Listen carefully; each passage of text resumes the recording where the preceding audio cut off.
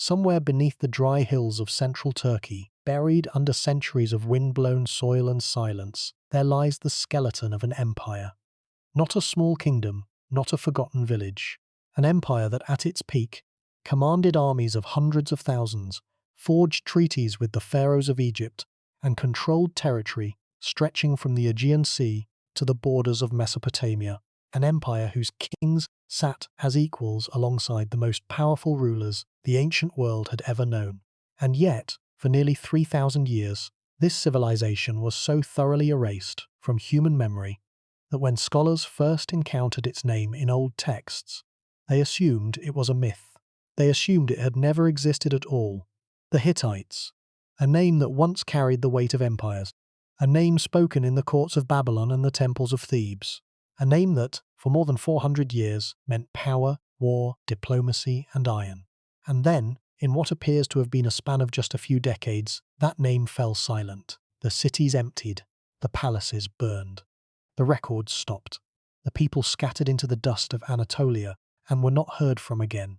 When the classical Greeks rose to prominence centuries later, they had no memory of the Hittites. When Rome built its empire across the same lands, no Roman historian mentioned them. When the Persians conquered Anatolia and ruled it for 2 centuries, not a single Persian inscription acknowledged the vast empire that had preceded them in the same hills, the same valleys, the same mountain passes. It was as if someone had reached into the past and pulled a thread, and the entire tapestry of Hittite civilization simply unraveled and vanished. Consider the scale of what was lost. This was not a tribe of a few hundred people living on the margins of history. According to scholarly estimates, the Hittite Empire at its height governed a population of several million people spread across hundreds of thousands of square kilometers. Their capital city, Hattusa, sprawled across more than 180 hectares of fortified land, protected by walls that were, in places, more than 8 meters thick and reinforced with towers, spaced at regular intervals along their entire length.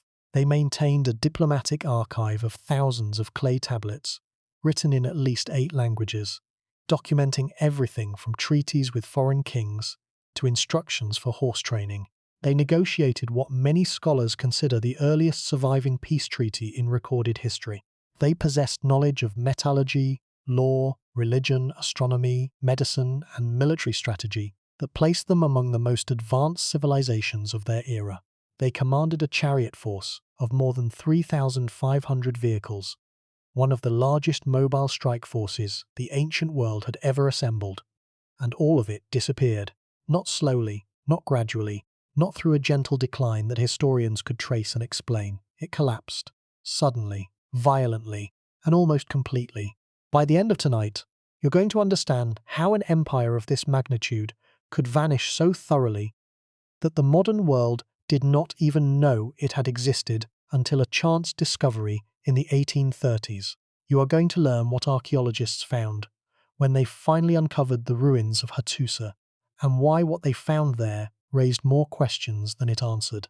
You are going to understand the forces that brought the Bronze Age world to its knees, the web of drought, war, famine, and systemic failure that turned one of the most interconnected eras in ancient history into one of its darkest chapters. And you are going to understand why the fall of the Hittites may be the single most important civilizational collapse that most people have never heard of. Not because it was the largest, not because it was the bloodiest, but because it was the most complete, because it shows us what total erasure looks like, because it proves that even the mightiest civilizations can be forgotten as though they had never drawn a single breath upon this earth.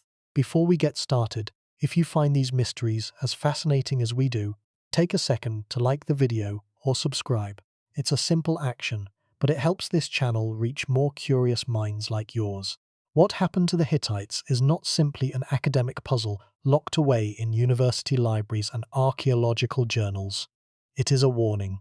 It is a mirror held up to every civilization that has ever believed itself to be permanent. Because the Hittites did not think they were going to fall. Their kings built temples to gods they believed would protect them forever. Their scribes recorded laws they assumed would be obeyed for generations to come. Their generals drew battle plans with the confidence of an empire that expected to endure for centuries more. Their diplomats exchanged letters with foreign courts in the expectation that the conversation would continue, that the alliances would hold, that the world they had built would persist as long as the sun rose over the Anatolian plateau. And then, in what may have been less than a single human lifetime, it was over. The temples were abandoned. The scribes put down their styluses for the last time. The generals had no armies left to command. The conversation stopped mid-sentence and was never resumed. Now, let's begin. To understand how completely the Hittites were erased from history, we first need to understand the world they inhabited and the extraordinary position they held within it. The Bronze Age, the period spanning roughly from 3,300 to 1,200 years before the Common Era, according to conventional scholarly dating, was one of the most interconnected and sophisticated eras in the ancient world. It was not a primitive time. It was not a dark age of isolated tribes scratching a living from the soil. It was, by many measures, the first great age of international civilization, a time when great powers traded, negotiated, fought, and cooperated across vast distances in ways that would not be matched again for many centuries. The civilizations of the late Bronze Age traded with one another across thousands of miles of open sea and overland caravan routes. Ships laden with copper, tin, ivory, gold, textiles, olive oil, wine, precious stones, perfumed oils, and finished goods of every description crisscrossed the eastern Mediterranean, connecting the ports of Egypt, the Levant, Cyprus, Crete, and the Aegean Islands in a web of commercial exchange that generated enormous wealth. Overland trade routes carried goods from Mesopotamia to Anatolia, from the Persian Gulf to the cities of Syria, from the tin mines of the distant East to the bronze workshops of the great empires. The scale of this trade was remarkable. A single shipwreck from the late Bronze Age, the Uluburun wreck, discovered off the southwestern coast of Turkey in 1982, contained a cargo that included copper ingots from Cyprus, tin ingots possibly from Afghanistan, glass ingots from Egypt or Mesopotamia, ebony logs from Africa, hippopotamus ivory, tortoise shells, ostrich eggshells, pomegranates, almonds, figs, olives, and finished luxury goods including gold jewelry, bronze tools, faience beads, and cylinder seals. A single ship carrying the products of half a dozen civilizations across the open sea. That was the Bronze Age world, interconnected, interdependent, prosperous, and, as events would prove, terrifyingly fragile. At the center of this web of trade and diplomacy stood four great powers, the four pillars of the late Bronze Age international order. Egypt, ruled by the pharaohs of the New Kingdom, controlled the Nile Valley and projected its influence deep into the Levant and along the coast of the eastern Mediterranean. The wealth of Egypt was legendary even in the ancient world. Its gold mines in Nubia produced quantities of the precious metal that made the pharaoh the richest ruler on earth. Its agricultural system, sustained by the annual flooding of the Nile, produced surplus grain that could feed armies, fund building projects, and supply allies in times of need. Its monumental architecture, the great temples at Karnak and Luxor, the royal tombs in the Valley of the Kings, the colossal statues and obelisks that lined the avenues of Thebes, proclaimed a civilization of breathtaking ambition and confidence. Babylon, ancient and revered, held sway over southern Mesopotamia from its famous capital on the Euphrates River. The Babylonians were the inheritors of a Mesopotamian intellectual tradition stretching back thousands of years, a tradition that had produced the world's earliest writing, the first mathematical systems, the first astronomical observations, and the first legal codes. Babylonian scholars maintained libraries of cuneiform tablets that preserved knowledge of medicine, mathematics, astronomy, literature, and divination, accumulated over centuries of continuous study. The prestige of Babylon was such that its language, Akkadian, served as the diplomatic lingua franca of the entire Near East, the language in which the great kings wrote to one another, regardless of what language they spoke at home. Assyria, aggressive, militaristic, and relentlessly expansionist, dominated the northern reaches of the Tigris and Euphrates from its heartland in what is now northern Iraq. The Assyrians were feared throughout the Near East, for the brutality and effectiveness of their military campaigns. Their kings boasted of their conquests in inscriptions that described in graphic detail the destruction of cities, the deportation of populations, and the punishment of rebellious vassals. But the Assyrians were also skilled administrators and builders, and their period of greatest power, which would come in the centuries after the Bronze Age collapse, would see them create one of the largest empires the world had ever known. And then there were the Hittites, based in the rugged highlands of central Anatolia, the mountainous heart of modern Turkey. The Hittites controlled a vast empire that served as a bridge between East and West, between the Mediterranean world and the ancient civilizations of Mesopotamia. Their territory encompassed most of the Anatolian peninsula and extended south through Syria to the borders of the Egyptian sphere of influence, west toward the Aegean coast and the lands of the Mycenaean Greeks, and east toward the upper reaches of the Euphrates. These four powers, Egypt, Babylon, Assyria, and Hatti, referred to one another in their diplomatic correspondence as Great Kings, a title that carried specific meaning in the Bronze Age world. A great king was not merely a ruler. He was a sovereign of the first rank, entitled to address other great kings as equals, to give and receive royal brides, to exchange gifts of gold and precious goods, and to expect that his letters would be answered with the respect due to a peer. The rulers of smaller kingdoms, the vassals and tributaries and client states that filled the spaces between these empires, were expected to address the great kings with elaborate deference and submission. To be recognized as a great king was the highest achievement in Bronze Age diplomacy, and the Hittites held that rank for centuries. The Hittites earned their place among the great powers through a combination of military conquest, diplomatic sophistication, and a remarkable ability to absorb and synthesize the cultures of the peoples they conquered. Their story, as modern scholarship has reconstructed it, begins in the early centuries of the second millennium before the Common Era, when groups speaking an Indo-European language migrated into or emerged within the region of central Anatolia, known historically as the Land of Hatti. The name deserves attention. The Hittites took their name not from their own ethnic identity, but from the land they occupied, a land previously dominated by an indigenous people called the Hattians. The Hattians spoke a language entirely unrelated to Hittite. They worshipped their own gods and maintained their own cultural traditions. The incoming Indo-European speakers did not simply replace the Hattians. They merged with them.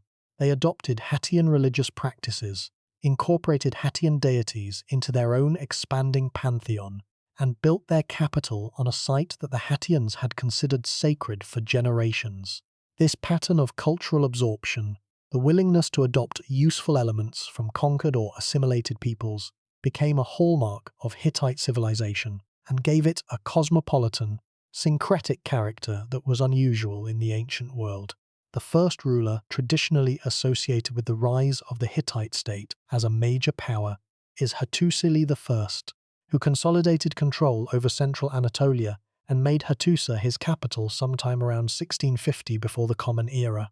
Hattusa, located near the modern village of Boghazkali, occupied a naturally defensible position in a narrow valley surrounded by rocky outcrops. It had access to fresh water, fertile agricultural land, and the strategic trade routes connecting the Anatolian interior to the wider world. Under Hattusili and his immediate successors, the Hittite state grew rapidly. Hattusili launched campaigns deep into Syria, attacking the powerful city-state of Aleppo. His successor, Mursili I, completed the conquest of Aleppo and then undertook one of the most audacious military operations in all of ancient history. Around 1595 before the Common Era, Mursili led a Hittite army on a long-distance raid across hundreds of miles of hostile territory to the city of Babylon itself, the most famous city in Mesopotamia. The raid succeeded. Babylon was sacked. The ruling dynasty of Babylon, the old Babylonian dynasty that had produced the famous lawgiver Hammurabi, was brought to an end. The raid on Babylon announced to the entire Near East that the Hittites were a power to be reckoned with, capable of projecting military force on a continental scale. But the golden age of the Hittite Empire, the period of its greatest power and highest achievement, came under the rulers of the New Kingdom, beginning around 1400 before the Common Era. The architect of this transformation was Suppiluliuma I, arguably the most brilliant Hittite king and one of the outstanding political and military leaders of the ancient world. Suppiluliuma seized power after a period of internal turmoil and immediately set about expanding the empire to a scale that none of his predecessors had imagined. He conquered the Mitanni kingdom, a powerful Hurrian-speaking state that had dominated northern Syria and upper Mesopotamia for centuries. He installed his own sons as vassal rulers in the key Syrian cities of Aleppo and Carchemish, creating a network of dependent kingdoms that extended Hittite influence far beyond the Anatolian heartland. He conducted a masterful diplomatic campaign that brought numerous smaller states into the Hittite orbit. Through a combination of military threat, strategic marriage, and carefully negotiated treaties of vassalage, the most revealing document of Suppiluliuma's era is a letter from a queen of Egypt, possibly the widow of the pharaoh Tutankhamun, that was found in the Hittite archives at Hattusa. In this letter, the Egyptian queen writes to Suppiluliuma begging him to send one of his sons to become her husband and co-ruler of Egypt. She explains that she has no son, that she is afraid of certain powerful figures at her own court, and that she refuses to marry a subject. The letter is one of the most extraordinary documents in the entire Bronze Age record. It tells us that the prestige and power of the Hittite king had risen to such heights that even the Queen of Egypt, the richest and most ancient kingdom in the world, looked to the Hittite court as a source of suitable royal husbands. Suppiluliuma, cautious and suspicious, sent an ambassador to verify the letter's authenticity before finally dispatching a prince to Egypt. The prince was murdered en route, probably by political rivals at the Egyptian court, and the resulting outrage led to a war between the two empires. But the letter itself survives as proof of just how far the Hittites had risen, from Anatolian highlanders to the acknowledged peers of the pharaohs. To appreciate the physical scale of Hittite achievement, consider the ruins of Hattusa. The city's fortification walls extended for more than 6 kilometers around the urban area, enclosing a space of more than 180 hectares. The walls were built using a distinctive casemate construction technique, with 2 parallel stone walls connected by perpendicular cross walls, creating internal chambers that added structural strength and provided storage or defensive positions. At intervals along the walls, massive towers projected outward, allowing defenders to fire down on attackers from elevated positions. The city had at least 5 major gates, each an architectural statement in its own right. The Lion Gate, on the southwestern circuit, featured carved stone lions flanking the entrance, their mouths open in a permanent, menacing snarl. The Sphinx Gate, at the southern end, bore carvings of sphinxes blending Egyptian and Anatolian artistic styles. The King's Gate, on the southeastern wall, displayed a powerful relief sculpture of a warrior or deity, armed and alert, standing eternal guard over the threshold of the city.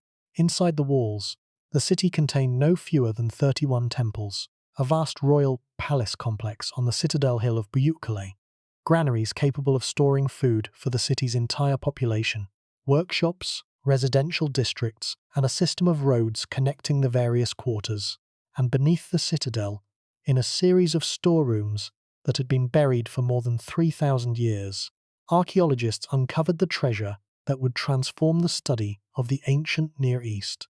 Thousands upon thousands of clay tablets inscribed in cuneiform script, the official archives of the Hittite Empire. More than 30,000 fragments have now been recovered from Hattusa and neighboring sites. The tablets are written in at least 8 different languages, reflecting the cosmopolitan, multilingual character of the Hittite state.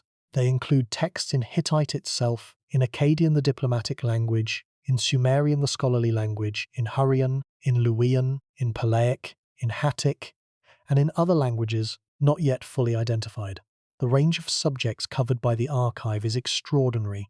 International treaties, diplomatic correspondence, royal annals documenting military campaigns, legal codes governing everything from property rights to criminal punishments to the obligations of different social classes, religious texts describing the rituals, festivals, and mythologies of the Hittite pantheon, medical texts Veterinary texts, including the famous horse training manual of Kikuli. Oracle texts recording the results of divination rituals used to determine the will of the gods. Administrative records tracking the movement of goods, the allocation of land, and the collection of taxes. The Hattusa archive is one of the largest and most diverse bodies of ancient documentation ever recovered, surpassed in scale only by the archives of Egypt and Mesopotamia. Among the most significant documents in the archive is the Treaty of Kadesh, the peace agreement between the Hittite king Hattusili III and the Egyptian pharaoh Ramesses II.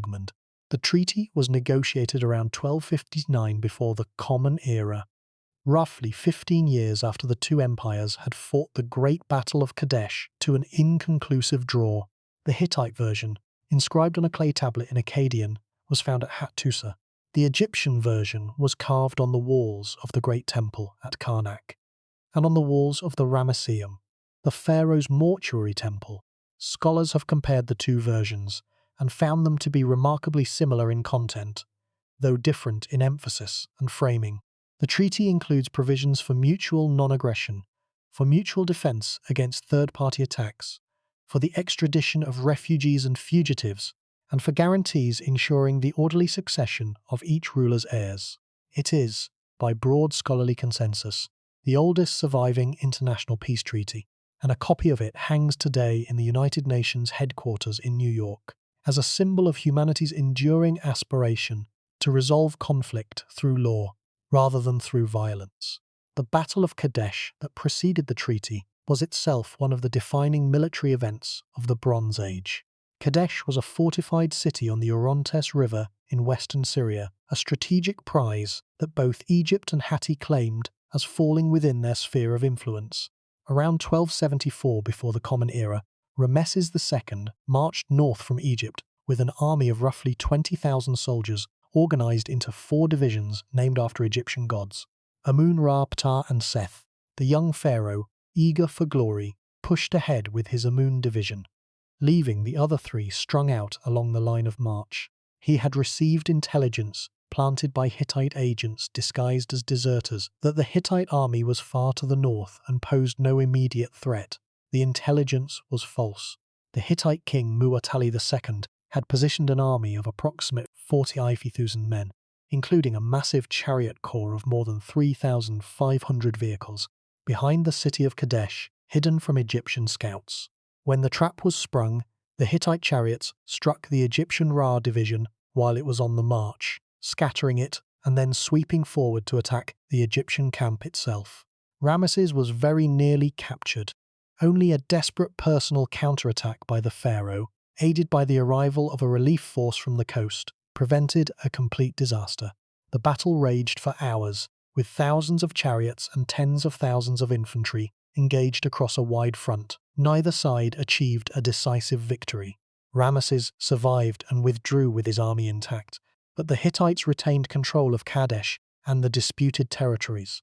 In the years that followed, both sides recognized that the cost of continued warfare exceeded any possible gain, and the negotiations that produced the Treaty of Kadesh began.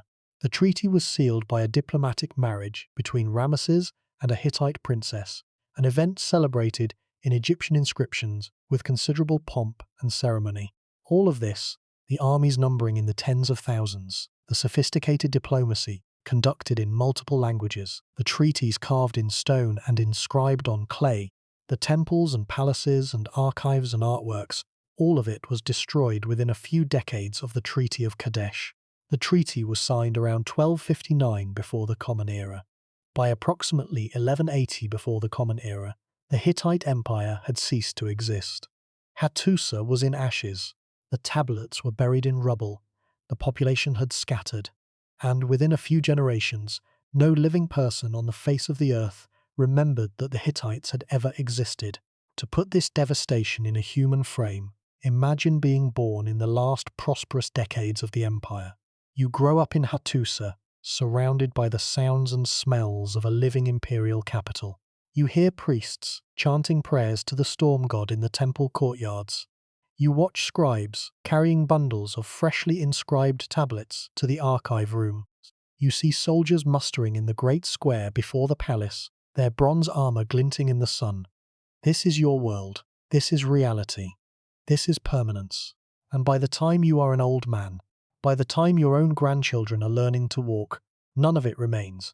The temples are cold, the archive rooms are buried, the soldiers are gone, the streets are silent, and no one, anywhere in the world, remembers what stood here. A civilization of centuries reduced to anonymous rubble in the span of a single human life. Something is wrong with our assumptions about how civilizations end.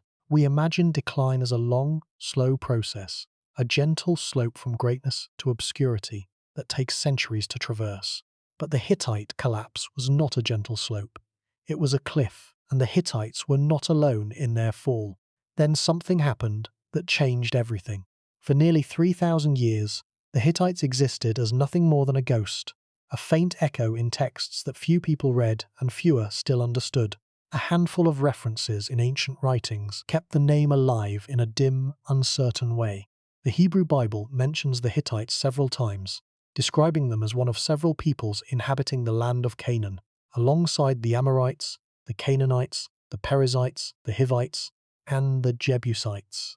Abraham is said to have purchased a burial cave from Hittite landowners. Esau is said to have married Hittite women. Uriah, the soldier whose wife was taken by King David, is described as a Hittite.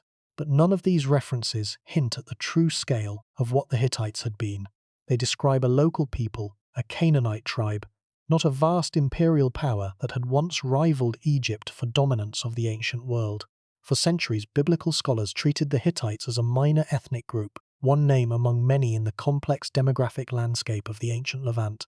Some scholars went further and dismissed the Hittites as a purely literary creation, a fictional people invented by biblical authors to populate their narratives. Without archaeological evidence, these skeptics could not be refuted. The first hint that the skeptics were wrong came from an unexpected source. In the early 19th century, European travelers exploring the remote interior of Turkey and the northern reaches of Syria began to encounter ancient ruins and inscriptions that did not fit any known civilization.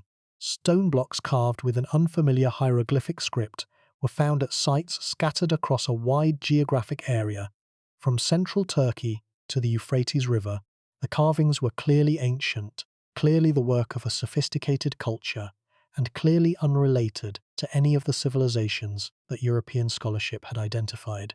The hieroglyphs resembled neither Egyptian hieroglyphics nor Mesopotamian cuneiform. They were something new, something unknown, something that demanded explanation.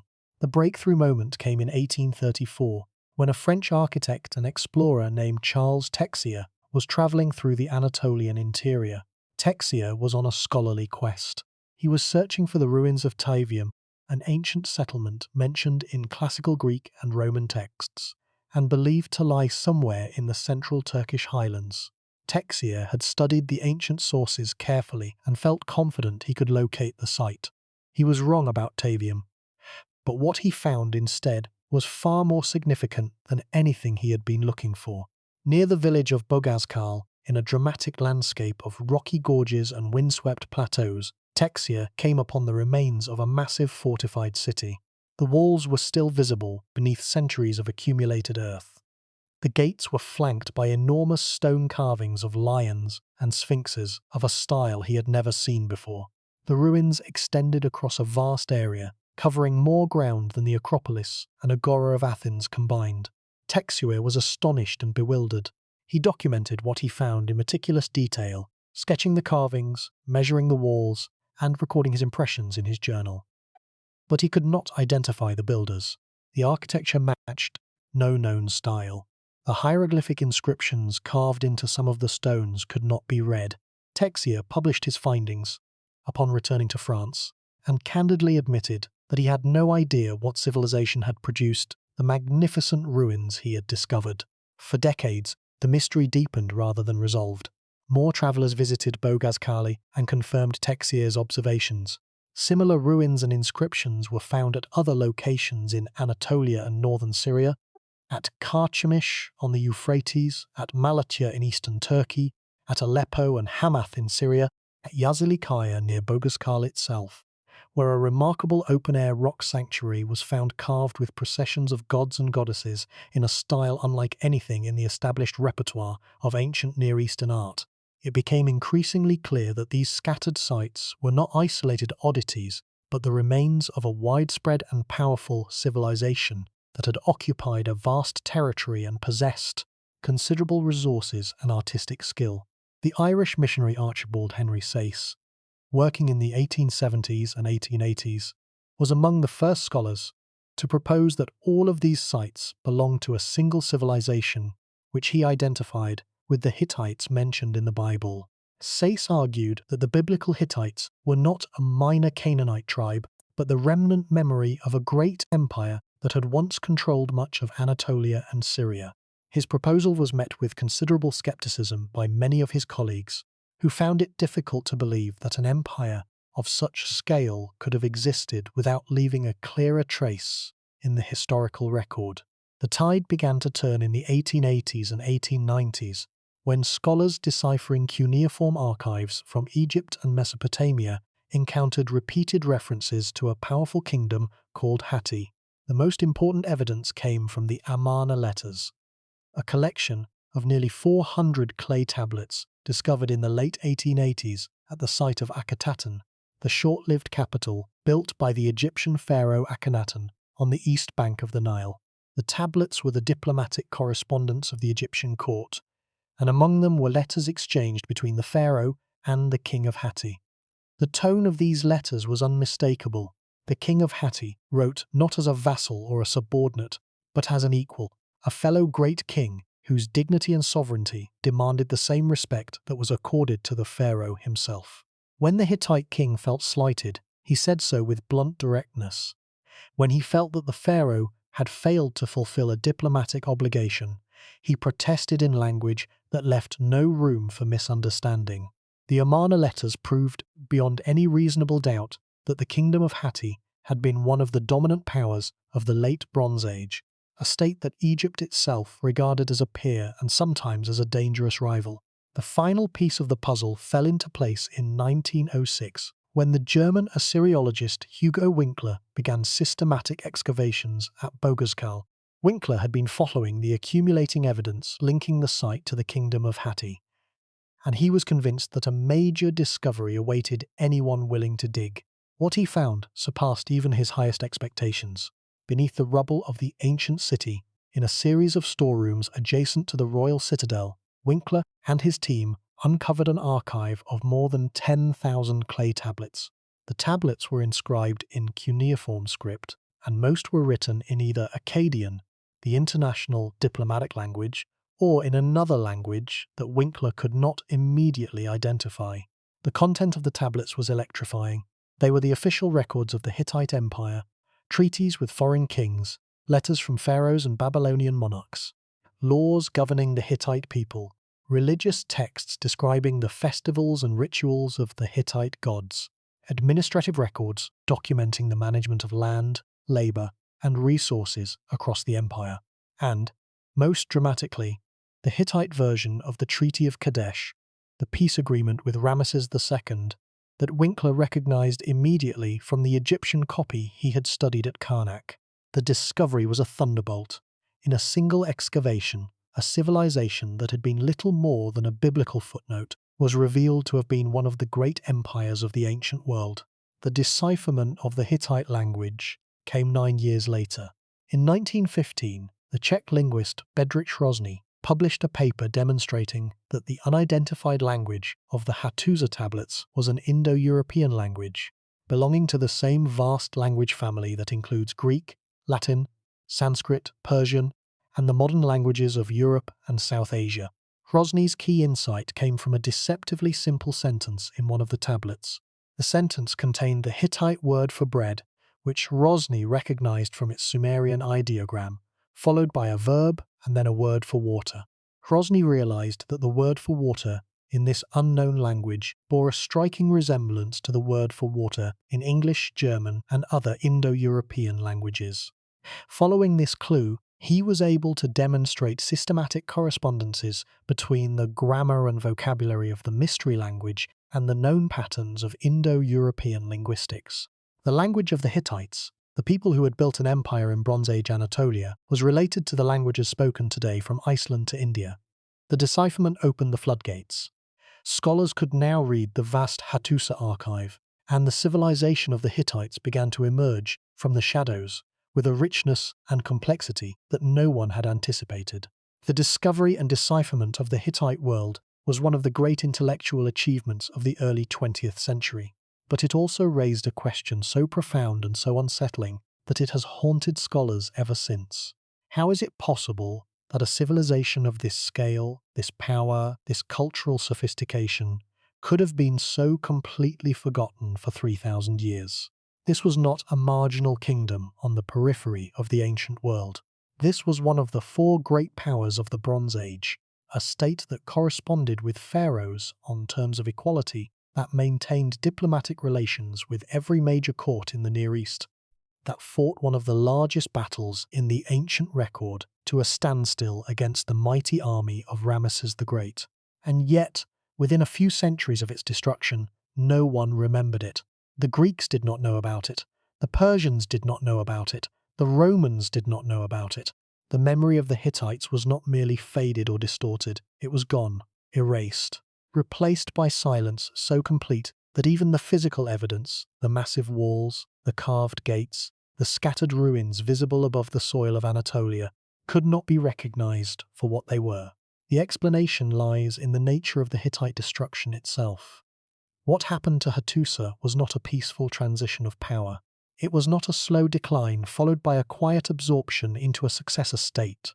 What happened was a catastrophe so sudden, so violent, and so comprehensive that it did not merely destroy the Hittite state, it destroyed the mechanisms by which the Hittite state could have been remembered. The archaeological evidence from Hattusa tells a story of deliberate, systematic destruction. Excavations spanning more than a century have established that the city was destroyed by fire sometime around 1180 before the Common Era. The fire was not an accident. It was extensive, coordinated, and thorough. Large sections of the city were burned to the ground. In some areas, the heat was so intense that the mud brick walls were baked into a hard, ceramic-like material that has survived for more than 3,000 years. But the fire was not the only evidence of destruction. Many of the storerooms had been emptied before the burning, their contents removed or destroyed. Some of the granaries were found bare. Certain monumental sculptures that had once adorned the city's gates appeared to have been deliberately defaced, their faces chiseled away before the fire was set. The German archaeologist Jürgen Seeher, who directed excavations at Hattusa through much of the 1990s, examined the destruction layers in detail and concluded that the city had not been taken by surprise. It had been abandoned deliberately, its contents removed, and then systematically burned. The destruction appeared to be the work not of an invading army, but of the Hittites themselves, a scorched earth farewell to a capital that could no longer be defended. This conclusion raises more questions than it answers. If the Hittites abandoned and destroyed their own capital, where did they go? Why did they choose destruction over surrender? What threat was so overwhelming that the rulers of one of the ancient world's great empires decided that retreat and self-destruction were preferable to standing and fighting? And what happened to the millions of people who had lived under Hittite rule across the vast territories of the empire? And it gets worse. The destruction of Hattusa was not an isolated event. It was part of a wave of devastation that swept across the entire eastern Mediterranean in the closing decades of the 13th and the opening decades of the 12th centuries before the Common Era, destroying or severely damaging nearly every major civilization in the region within a span of roughly 50 years. This wave of destruction, known to modern scholarship as the Bronze Age collapse, is one of the most catastrophic events in human history and one of the least understood. In the space of a few decades, the international order that had sustained the great powers of the Bronze Age was shattered. Trade networks that had linked the Mediterranean world for centuries were severed. Cities that had stood for hundreds of years were burned and abandoned. Writing systems were lost. Technologies were forgotten. Populations declined sharply, and in some regions, centuries would pass before anything resembling organized, literate civilization reappeared. Across the Hittite vassal kingdoms of Syria, city after city fell. The great port of Ugarit, one of the wealthiest and most cosmopolitan trading centers in the ancient world, was destroyed around 1185 before the Common Era. Ugarit had been a place where merchants from Egypt, Mesopotamia, Anatolia, Cyprus, and the Aegean met to exchange goods and ideas. Its scribes wrote in multiple languages and invented an alphabetic script that was one of the precursors of the modern alphabet. Its library contained literary masterpieces, diplomatic archives, and religious texts of the highest sophistication. All of it was destroyed by fire, and the last communication from the doomed city, a clay tablet found in a kiln where it had been placed for firing before dispatch, is one of the most haunting artifacts in all of archaeology. In the letter, the last king of Ugarit writes desperately to the king of Alashia, widely identified as Cyprus. He describes enemy ships appearing off his coast. He explains that his own fleet and his troops have been sent to the Hittite lands, presumably in response to a demand for military assistance from his Hittite overlord. His city is defenseless. He begs for immediate help. The letter was never sent. It was found still in the kiln, baked into permanence by the fire that destroyed the city before the messenger could leave. The king's final frantic plea for salvation, preserved forever by the very flames that consumed his kingdom. In Greece, the Mycenaean palatial civilization collapsed within the same generation. The great fortress palaces at Mycenae, Tiryns, Pylos, Thebes, and elsewhere were destroyed or abandoned.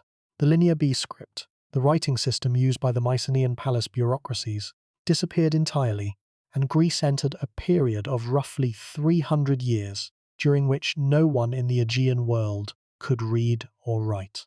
This period, known as the Greek Dark Ages, represents one of the most dramatic cultural regressions in the historical record. The people who had built the walls of Mycenae, walls so massive that later Greeks attributed them to the Cyclopes, who had organized armies and trade networks spanning the Mediterranean, who had kept detailed written records of their economic and administrative activities, were reduced to small, impoverished settlements with no writing, no monumental architecture, and no apparent memory of the civilization their ancestors had built. In Egypt, the collapse was less total but still devastating. Ramesses III fought a series of desperate battles against waves of invaders, whom the Egyptian texts call the Sea Peoples, a coalition of maritime warriors whose precise identity remains one of the great unsolved puzzles of ancient history. The temple at Medinet Habu depicts these battles in vivid carved reliefs showing Egyptian soldiers and warships engaged in fierce combat with enemies on both land and sea. Ramesses claimed victory, and Egypt survived, but the effort exhausted the Egyptian state. Internal conspiracies, economic difficulties, and the loss of foreign territories and trade revenues weakened the new kingdom beyond recovery. Within decades of Ramesses III's death, likely by assassination at the hands of conspirators within his own harem, the great age of Egyptian imperial power was over. But here is the problem. Despite more than a century of dedicated scholarly investigation, the precise cause of the Bronze Age collapse remains unknown. No single factor and no simple combination of factors has been able to explain the scale, the speed, the geographic scope, and the completeness of the devastation. The Hittites kept meticulous records, but those records end before the end comes. The last tablets in the archive are administrative documents, routine records of a bureaucracy still functioning, still processing information, still operating as though the world would continue as it always had. And then there are no more tablets. The record simply stops. It is as though a hand had been placed over the mouth of history, silencing it in mid-sentence, leaving the rest of the story forever untold. The mystery is compounded by the breadth of the destruction. If the Hittites had been destroyed by a single identifiable enemy, the cause would be clear. If a single earthquake had leveled Hattusa, the explanation would be straightforward. But the collapse was not limited to one city, one empire, or one region.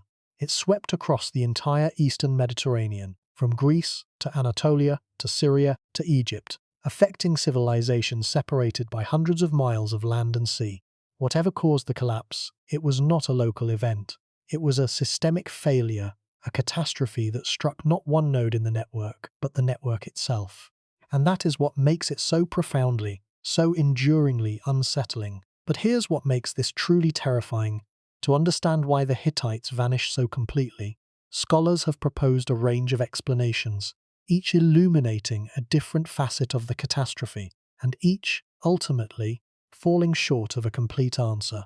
The search for the cause of the Bronze Age collapse has produced some of the most ambitious and interdisciplinary work in modern archaeology, drawing on evidence from climatology, seismology, economics, military history, epidemiology, and the study of complex systems. And yet, after more than a century of research, the mystery persists. The collapse continues to resist simple explanation. Each theory captures a piece of the truth, a real and verified piece of the truth, but no theory captures the whole.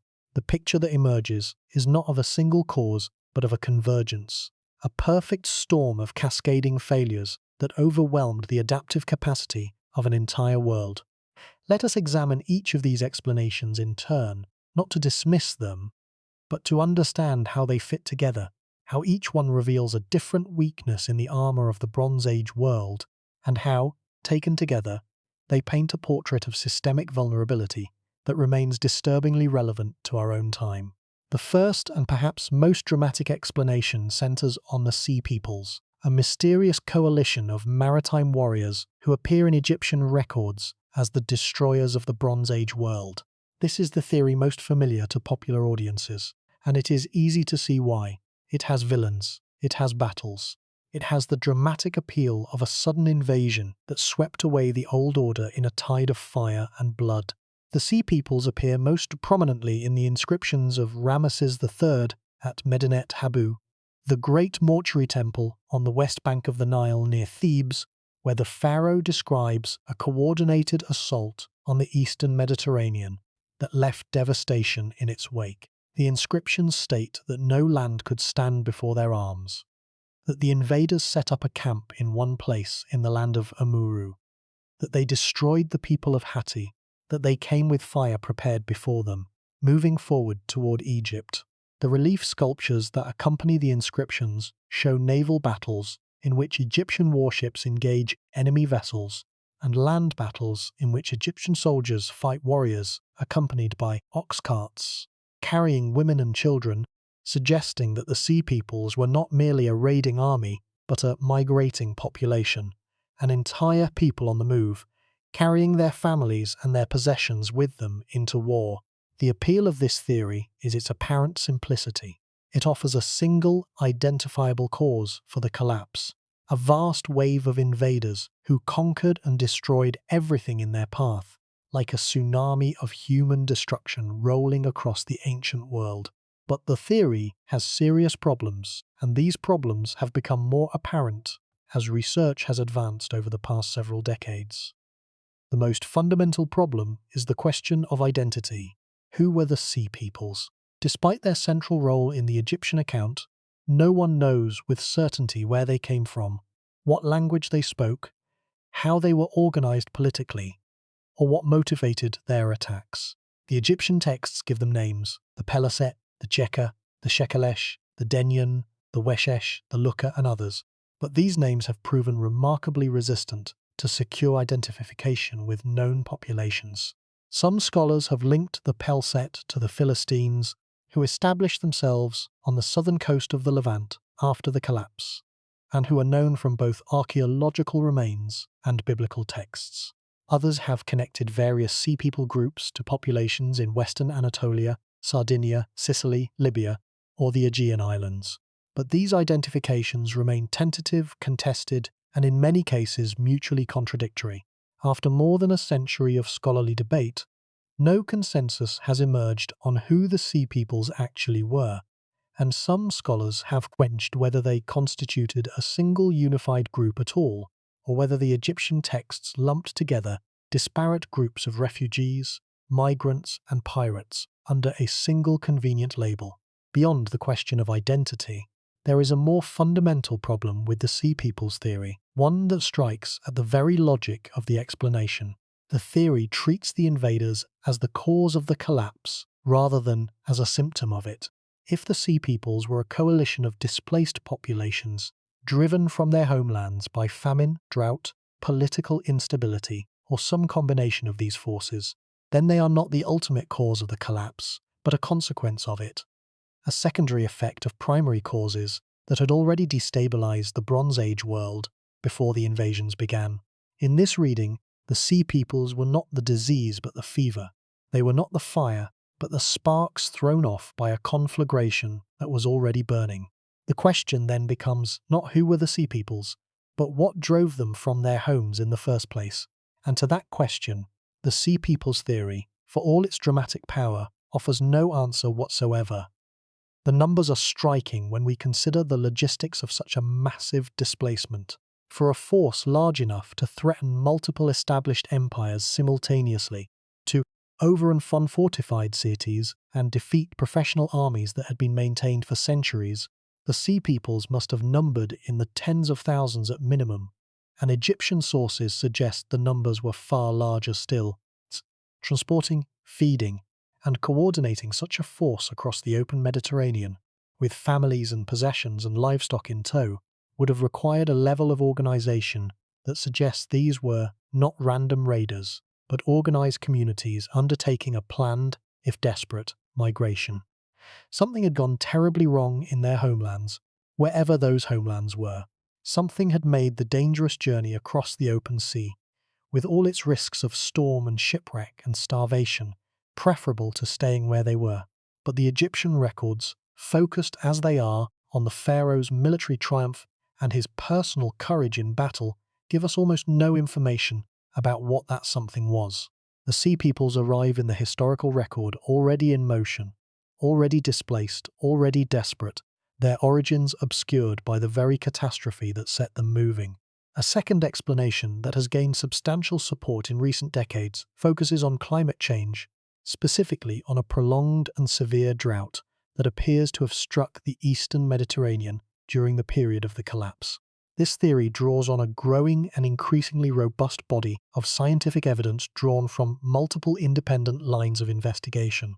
Studies of pollen cores extracted from lake beds and marshes, lake sediment records preserving evidence of water levels and agricultural activity, tree ring data from timbers used in ancient construction, cave stalactite isotope ratios that record changes in rainfall patterns, and deep-sea sediment cores from the floor of the Mediterranean have all converged on a remarkably consistent picture, beginning in the late 13th century before the Common Era, and continuing for approximately 100 to 150 years. The eastern Mediterranean and the Near East experienced a dramatic reduction in rainfall. Temperatures may have increased.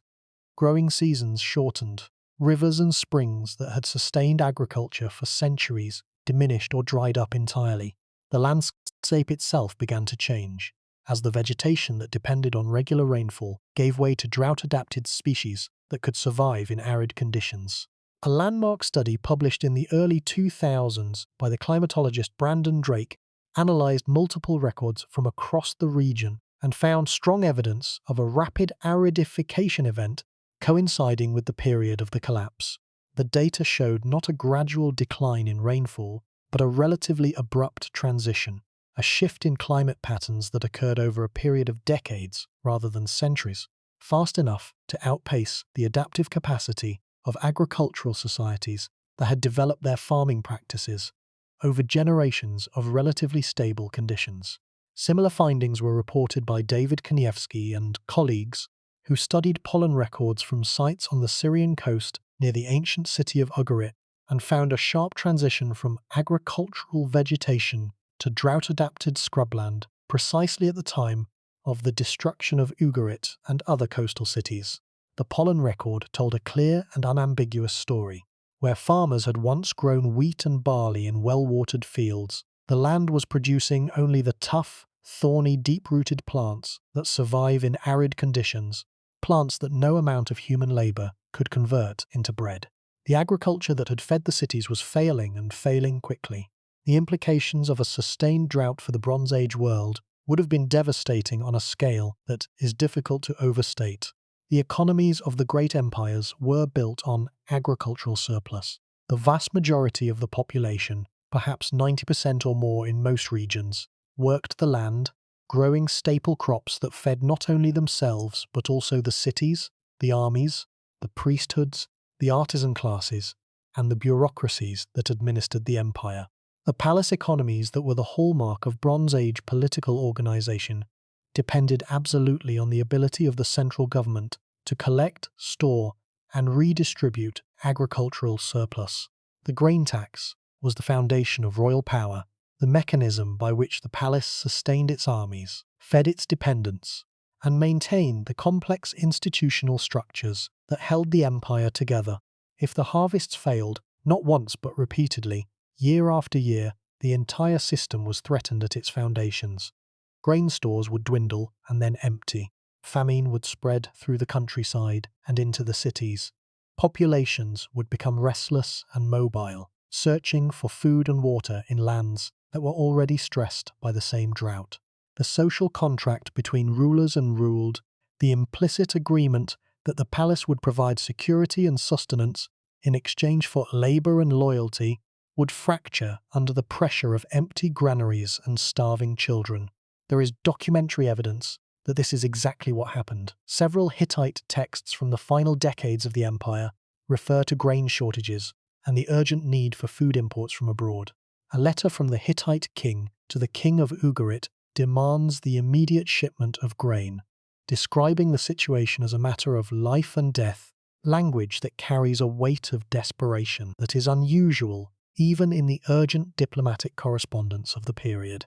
Another text records the dispatch of a ship to Egypt to bring back emergency grain supplies, a logistically complex operation that speaks to the severity of the crisis. The Egyptian pharaoh Meneptah, who ruled in the late 13th century before the Common Era, recorded that he had sent grain to the Hittite lands to keep them alive, a remarkable admission of mutual dependence between two empires that had been at war with each other just a few decades earlier. The evidence suggests that the Hittite heartland, the agricultural plateau of central Anatolia that had sustained the empire for centuries, was experiencing crop failures severe enough to threaten the survival of the population itself. But here is the problem with the climate theory. Compelling as its evidence is, drought alone has rarely been sufficient to destroy major civilizations. Societies are adaptive. They develop irrigation systems to conserve water and direct it to where it is needed most. They shift to drought-resistant crops that can survive on less rainfall. They import food from regions less severely affected. They migrate to better watered areas within their territory or beyond it. They reduce their population through immigration or, in desperate circumstances, through the harsh mathematics of famine and disease. The great empires of the Bronze Age were not primitive communities helplessly dependent on the vagaries of the weather. They were sophisticated, centralized states with extensive bureaucratic apparatuses designed precisely to manage resources in times of scarcity, to stockpile grain in good years against the lean years that every agricultural society knows will eventually come. If drought were the sole cause of the collapse, we would expect at least some of these civilizations to have adapted and survived, perhaps in diminished form, but survived nonetheless. Something else must have been at work, something that prevented the normal mechanisms of adaptation from functioning, something that turned a manageable crisis into an unsurvivable catastrophe. A third explanation focuses on earthquakes, those sudden and terrifying eruptions of the earth itself that have haunted the eastern Mediterranean throughout recorded history. The region lies along a major belt of seismic activity, where the African, Arabian, and Anatolian tectonic plates converge in a complex zone of compression, subduction, and lateral movement. Earthquakes have struck the region with devastating force at intervals throughout the historical period, toppling cities and reshaping the landscape. The geophysicist Amos Nuer, working at Stanford University in the late 1990s, proposed that the Bronze Age collapse may have been triggered or accelerated by what he called an earthquake storm, a sequence of major earthquakes that struck the eastern Mediterranean in rapid succession over a period of roughly 50 years. Nuer pointed to archaeological evidence of seismic damage at a number of sites that were destroyed during the period of the collapse, including Mycenae, Tiryns, and Mydia on the Greek mainland, and several cities along the Levantine coast. He argued that the pattern of destruction at these sites, the collapsed walls, the shifted foundations, the crushed skeletons found beneath fallen masonry, the evidence of fire following structural failure as oil lamps and cooking fires ignited the wooden elements of buildings shaken apart by the tremors, was more consistent with earthquake damage than with the systematic looting and burning typically associated with military assault. The earthquake storm hypothesis is intriguing, and it has the merit of providing a physical mechanism for the simultaneous or near-simultaneous destruction of cities. Across a wide geographic area, a major earthquake can destroy a city in minutes, killing thousands and rendering the surviving population homeless and vulnerable.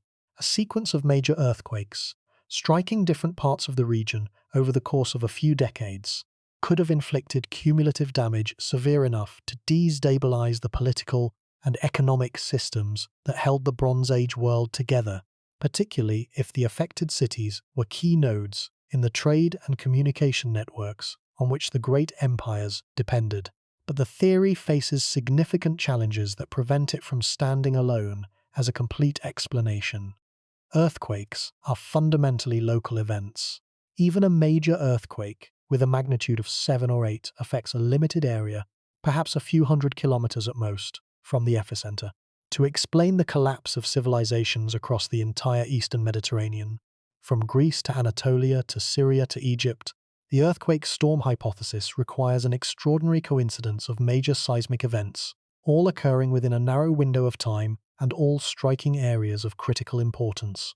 While such sequences are not physically impossible, as Nui argued by pointing to historical earthquake clusters in the same region, they are exceedingly rare and cannot be predicted or verified after the fact with the precision needed to establish causation. Furthermore, earthquake damage alone does not explain the totality of the collapse. Cities have been destroyed by earthquakes many times throughout history, and in most cases they are rebuilt, sometimes multiple times on the same site. The destruction of buildings does not, by itself, destroy the social, political, and cultural institutions that maintain a civilization. People survive earthquakes, governments reorganize, trade resumes. Something more than shaking ground is needed to explain the permanent destruction of an entire world system. A fourth explanation, and one that has become increasingly central to scholarly understanding of the collapse in recent years, focuses on the vulnerability of the Bronze Age trade network itself, on the paradox that the very interconnectedness that made the Bronze Age world prosperous also made it fatally fragile.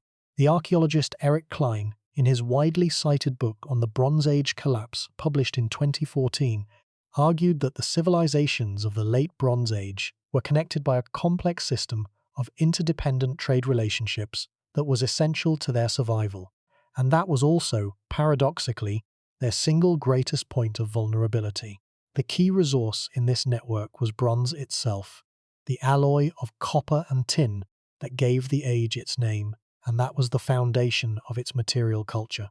Copper was relatively abundant in the ancient world, found in large and accessible deposits on the island of Cyprus, which gave the metal its name, and in the Sinai Peninsula and other locations around the Mediterranean basin.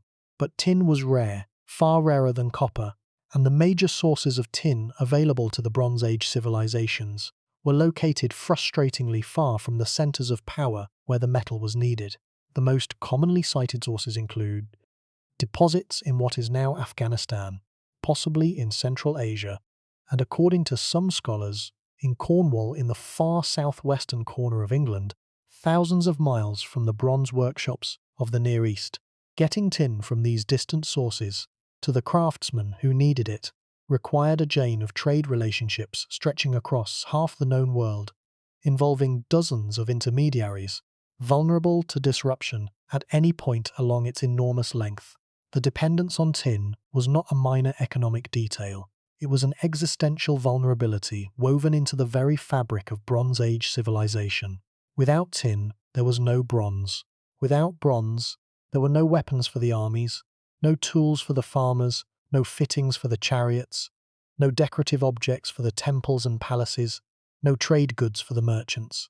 the entire material culture of the Bronze Age, from the sword in the soldier's hand, to the plough in the farmer's field, to the pin that fastened the queen's robe, depended on the continued, uninterrupted availability of a single rare commodity that had to be imported across vast distances from the far edges of the known world.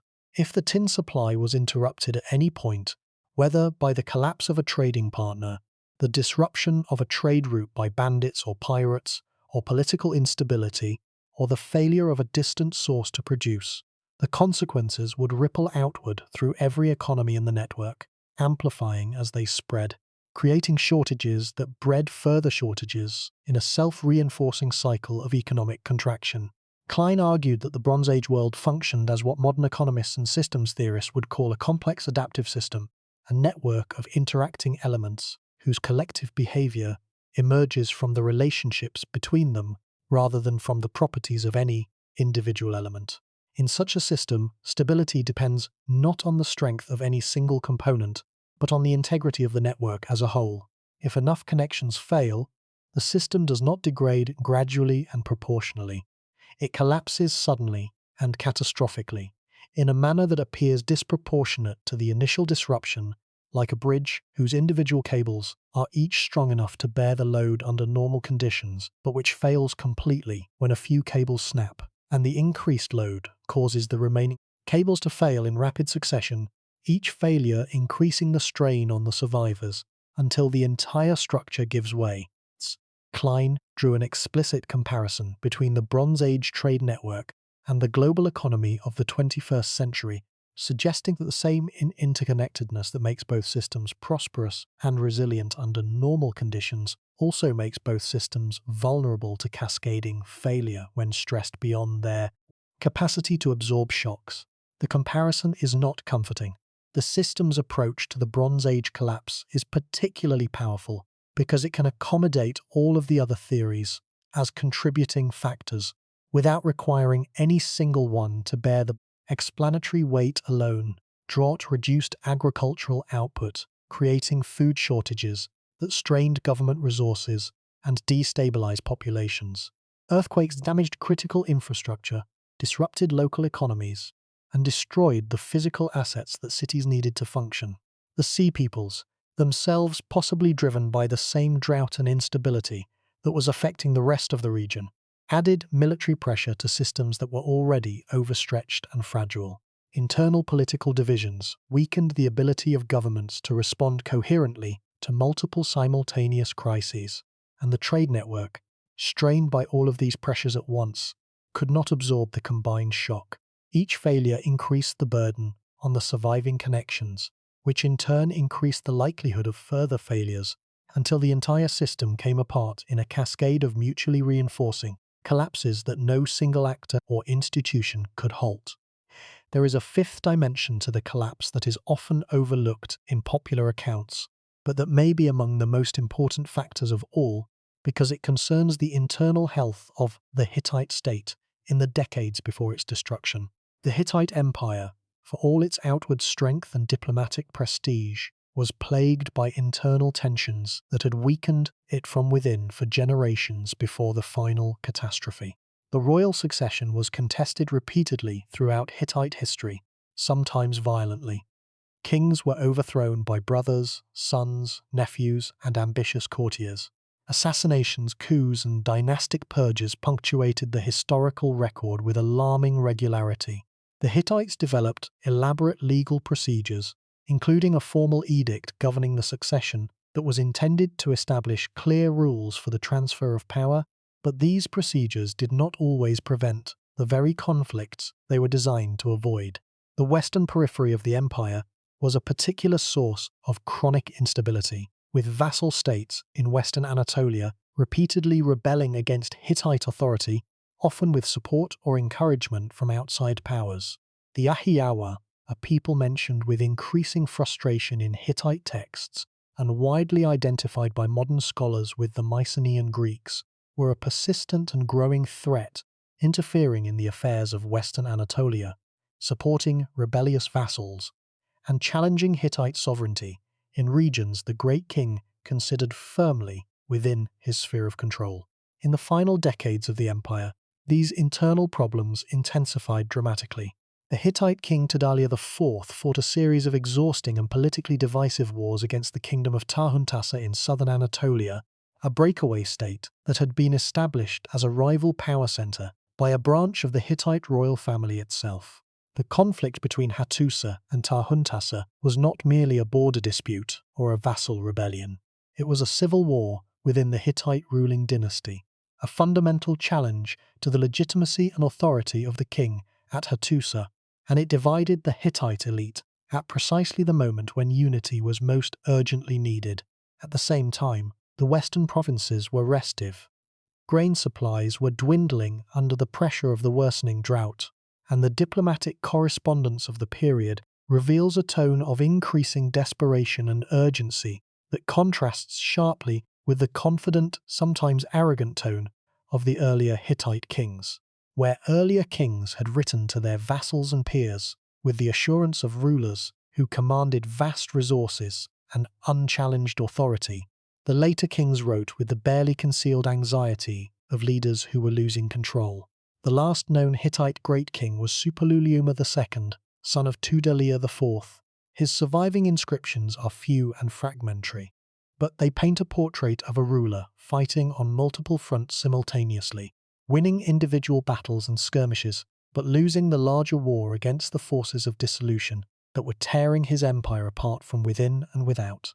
One inscription, carved on a rock face at the site of Hattusa itself, describes a naval victory, possibly the earliest recorded naval battle in the history of the world, in which Suppiluliuma claims to have defeated an enemy fleet off the coast of Cyprus and then launched an invasion of the island. Another inscription records military campaigns in western Anatolia against rebels and foreign intruders. These are the records of a king still fighting, still claiming victory, still asserting his authority over territories that were slipping from his grasp. And then the inscriptions stop. Suppiluliuma II vanishes from the historical record as completely as if he had never existed.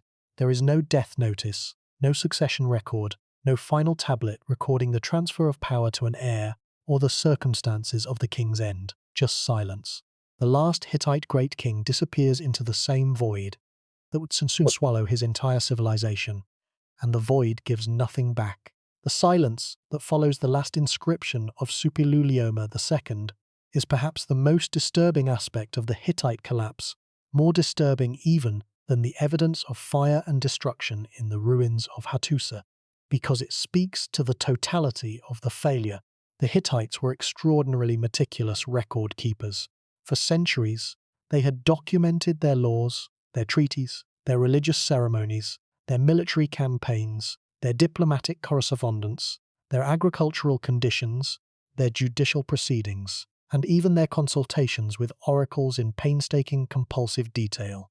The archive at Hattusa is one of the great documentary treasures of the ancient world, a window into the inner workings of a Bronze Age empire that has no parallel outside Egypt and Mesopotamia. For more than 400 years, the stylus is scratched and the tablets accumulated, a continuous record of a civilization going about its daily business. And then the archive simply ends. There is no final record, no account of the last days, no testament of a dying king, no farewell from a scribe watching the approaching darkness.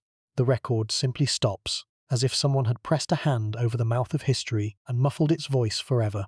Let us now consider other civilizations that have experienced similarly catastrophic disappearances. For the Hittites were not unique in their erasure, and the pattern of sudden collapse followed by prolonged or permanent silence has repeated itself across the globe and across the millennia, with a regularity that suggests deep structural causes rather than mere historical accident. In the Indus Valley of the Indian subcontinent, the cities of Mohenjo-Daro and Harappa were the centers of a civilization that, at its height between roughly 2600 and 1900 years before the Common Era, supported a population that some scholars estimate at 5 million people spread across a territory larger than ancient Egypt and Mesopotamia combined.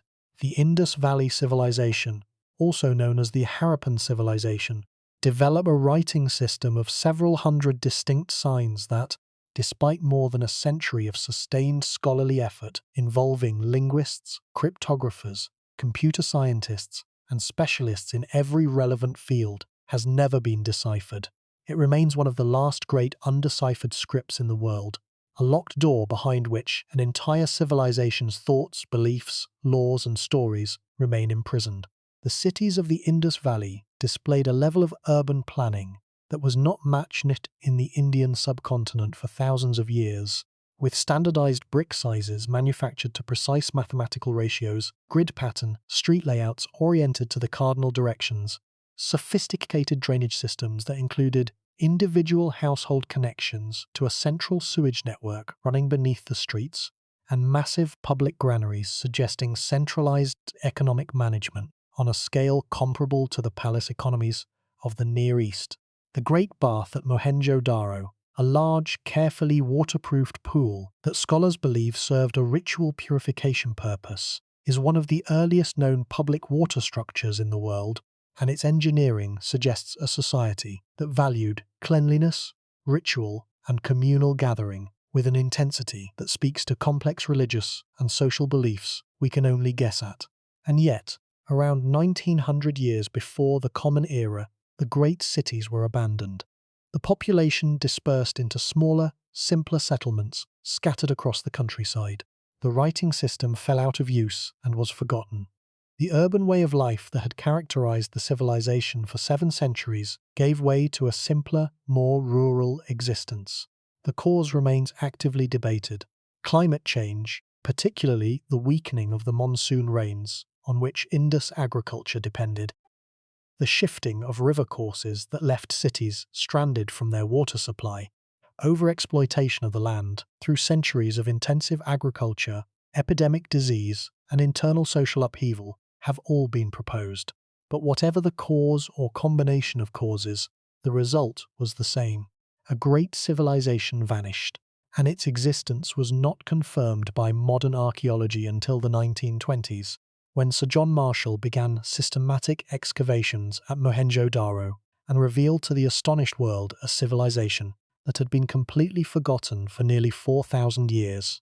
In the American Southwest, the Ancestral Puebloans built one of the most impressive architectural traditions in pre-Columbian North America.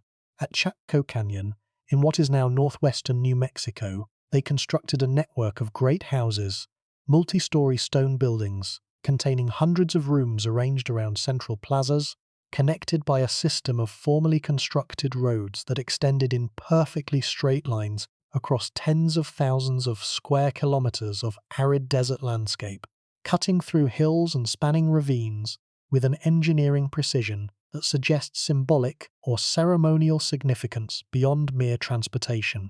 The largest of these great houses, Pueblo Bonito, contained more than 600 rooms arranged in a massive D-shaped plan, and rose to 4 or 5 stories in places, making it one of the largest buildings in North America until the skyscrapers of the 19th century. Chaco Canyon was not merely a settlement.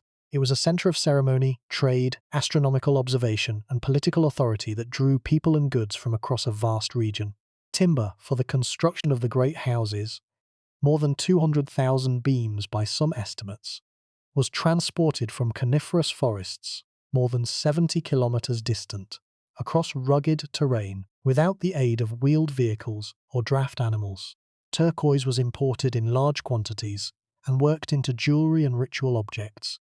Cacao, macaws, and copper bells arrived from as far south as Mesoamerica, indicating long-distance trade connections spanning thousands of kilometers.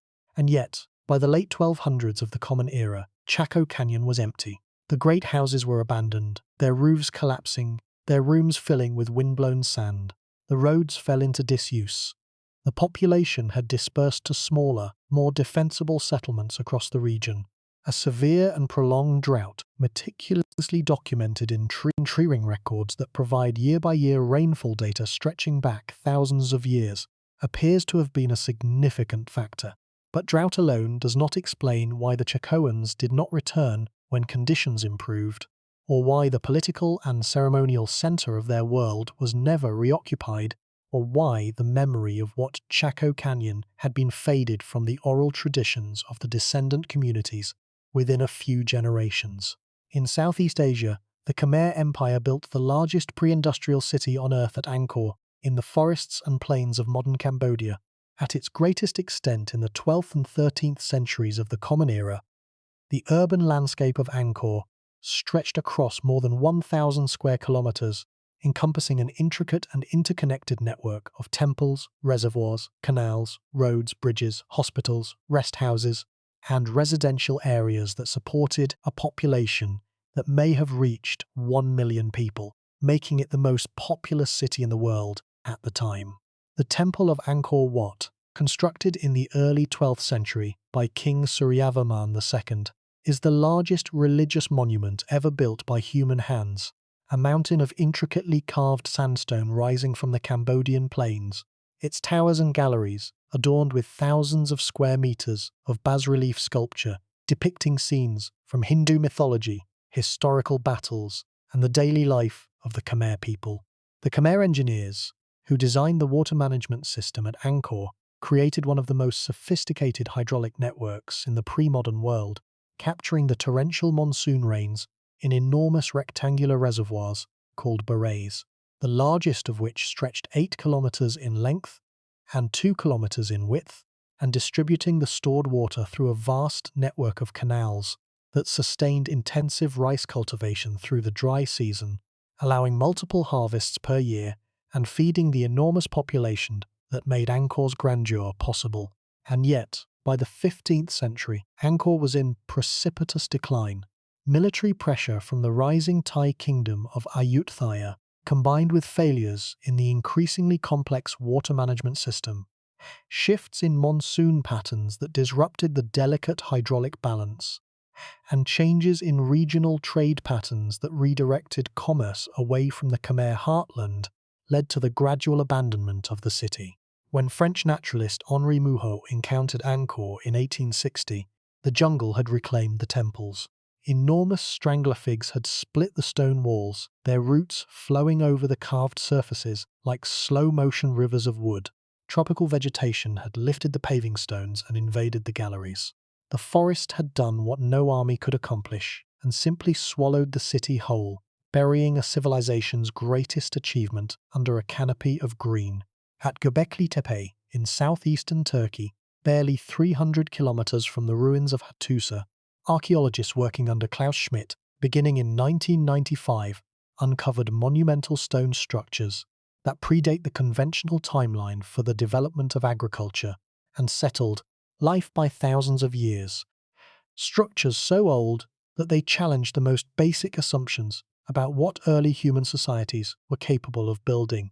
The site consists of massive T-shaped stone pillars, some standing more than 5 meters tall and weighing more than 10 tons, arranged in circular or oval enclosures and decorated with detailed relief carvings of animals, including lions, foxes, snakes, scorpions, vultures, spiders, and wild boar, rendered with an artistic skill and anatomical accuracy that implies close observation and considerable tradition.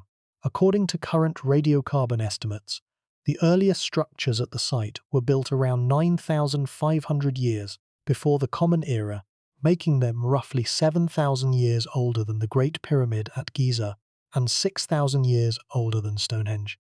At a time when conventional scholarship assumed human societies consisted entirely of small, mobile bands of hunter-gatherers who lacked both the organizational capacity and the motivation for monumental construction, the builders of Göbekli Tepe were quarrying, transporting, and erecting multi-ton stone pillars and decorating them with sophisticated art. The discovery forced a fundamental reassessment of what early human societies were capable of and what motivated them.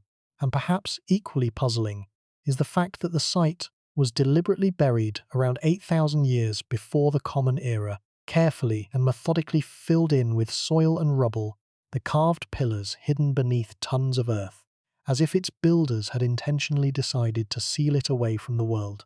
The reasons for this burial remain unknown, a mystery within a mystery, a reminder that the impulse to build and the impulse to bury are both deeply embedded in the human story. And then there is Cahokia, located in the broad floodplain of the Mississippi River, near the modern city of St. Louis, Missouri, Cahokia was the largest settlement in North America north of Mexico at its peak around 1050 to 1150 of the Common Era. The population may have reached 20,000 or more at its height, making it comparable in size to contemporary London or Paris, and larger than many European cities of the medieval period. The site is dominated by Monk's Mound, an immense earthen platform covering an area of more than 5.5 hectares at its base, and rising to approximately 30 meters in height, containing an estimated 620,000 cubic meters of earth, all of it carried to the site in baskets on human backs, load after load after load, over the course of decades, an engineering project of staggering ambition undertaken without metal tools, without wheeled vehicles, and without draft animals. Cahokia was the center of a widespread cultural phenomenon known as Mississippian culture, characterized by mound building, intensive maize agriculture, shell-tempered pottery, and a complex social hierarchy centered on elite lineages who controlled the redistribution of surplus and the performance of public ceremonial activities. Trade goods found at Cahokia originated from across eastern North America, from copper from the shores of Lake Superior, to marine shell from the Gulf of Mexico, to mica from the Appalachian Mountains, indicating that the city was the hub of an extensive economic network spanning thousands of kilometers. And yet, by 1300 of the Common Era, Cahokia was abandoned. The population declined rapidly, the mound construction ceased, and the city was empty within a few generations. When European explorers arrived in the region in the 17th century, the indigenous peoples they encountered had no oral tradition that connected them to the builders of the mounds. The enormous earthworks were attributed by early European settlers to a mythical race of mound builders because the newcomers could not or would not believe that the indigenous peoples of North America had been capable of such monumental construction. Cahokia had been forgotten by its own descendants. The pattern across these examples is unmistakable and deeply sobering. Across time and across geography, across every continent and every climate zone, civilizations rise to remarkable heights of complexity, population, artistic achievement, and technological sophistication, and then they fall. They do not merely decline, they vanish. Their cities are reclaimed by forest and desert and river silt, and the slow, patient work of gravity. Their languages are forgotten. Their writing systems become unreadable puzzles. Their very existence is erased from human memory, sometimes for centuries, sometimes for millennia, sometimes, we must assume, permanently, beyond even the reach of archaeology. The Hittites are one entry in a long and growing catalogue of forgotten peoples, and the catalogue grows longer with each new archaeological discovery, each new satellite survey revealing previously unknown structures beneath forest canopies and desert sands. What connects these cases is not a single cause, not drought or invasion or earthquake or any other simple explanation, but a shared vulnerability that appears to be inherent in the nature of complex civilization itself. Each of these societies was complex, interconnected, and dependent on systems that were powerful and productive under favorable conditions, but ultimately fragile when conditions changed. Each of them thrived within a specific environmental and social niche and collapsed when that niche was disrupted beyond their capacity to adapt. And each of them left behind a silence, an absence, a wound in the historical record that can never be fully healed, because the people who could have told us what happened were the very people who vanished. The fall of the Hittites was not simply a military defeat or a political collapse. It was an erasure, and it is the totality of that erasure, the sheer completeness of the forgetting, that reveals the deeper truth about human civilization and the terrifying fragility that lurks beneath its most impressive achievements. We do not like to think of our accomplishments as temporary. We build in stone because stone endures. We write our laws and our histories because we believe they will be read by future generations who will learn from them and build upon them. We construct monuments and inscribe them with our names and our deeds because we want to be remembered, because we believe that the things we create will outlast us and speak on our behalf to a future we will never see. The Hittites did all of these things. They built in stone massive blocks of limestone fitted together with a precision that has kept their walls standing for more than 3,000 years. They wrote their laws on clay tablets that have survived the complete destruction of their civilization and can still be read today. They carved their kings and their gods into the rock faces of Anatolia, high above the valleys where their people lived and worked and raised their children. Images meant to project power and permanence across the ages. And they were forgotten anyway, completely, absolutely, as if they had never existed. Let that sink in. The Hittites were not a primitive people living at the margins of the ancient world, a small tribe that might be overlooked by the broad sweep of history. They were an imperial civilization that sat at the table of great powers. They negotiated as equals with the pharaohs of Egypt, the wealthiest rulers on earth. They administered a complex, multilingual bureaucratic state that governed millions of people across an area the size of a modern European nation.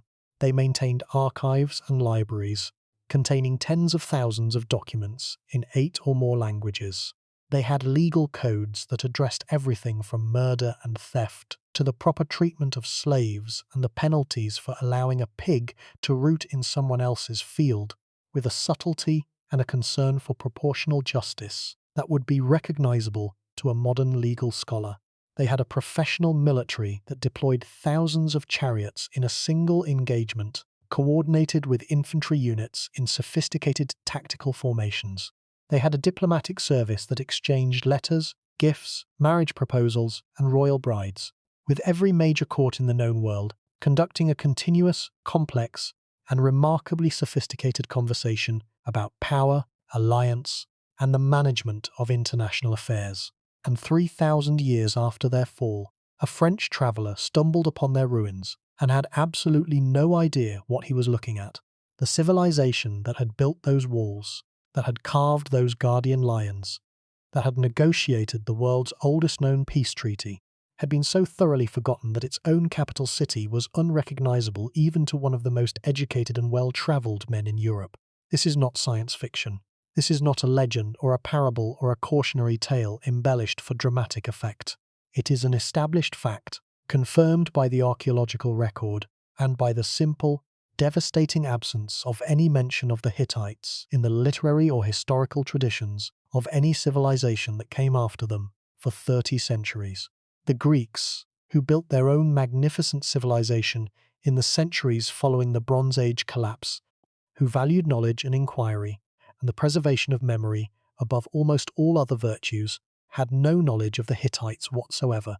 Homer, who preserved the memory of Troy and the Mycenaean kings in his immortal epics, who gave the Western world its first and perhaps greatest literary achievements, had nothing to say about the Hittite Empire that had been Troy's neighbour and overlord for centuries.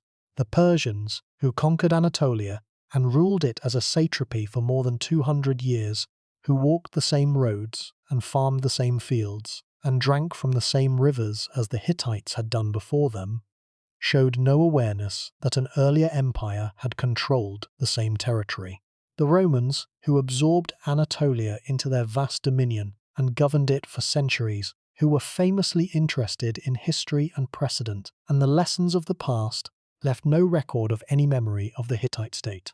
For 3,000 years, the most powerful and most curious civilizations on earth lived, built, and flourished on the very ground the Hittites had occupied, and none of them knew the Hittites had ever been there. That is the scale of the forgetting. That is the depth of the silence. What causes this kind of total cultural erasure?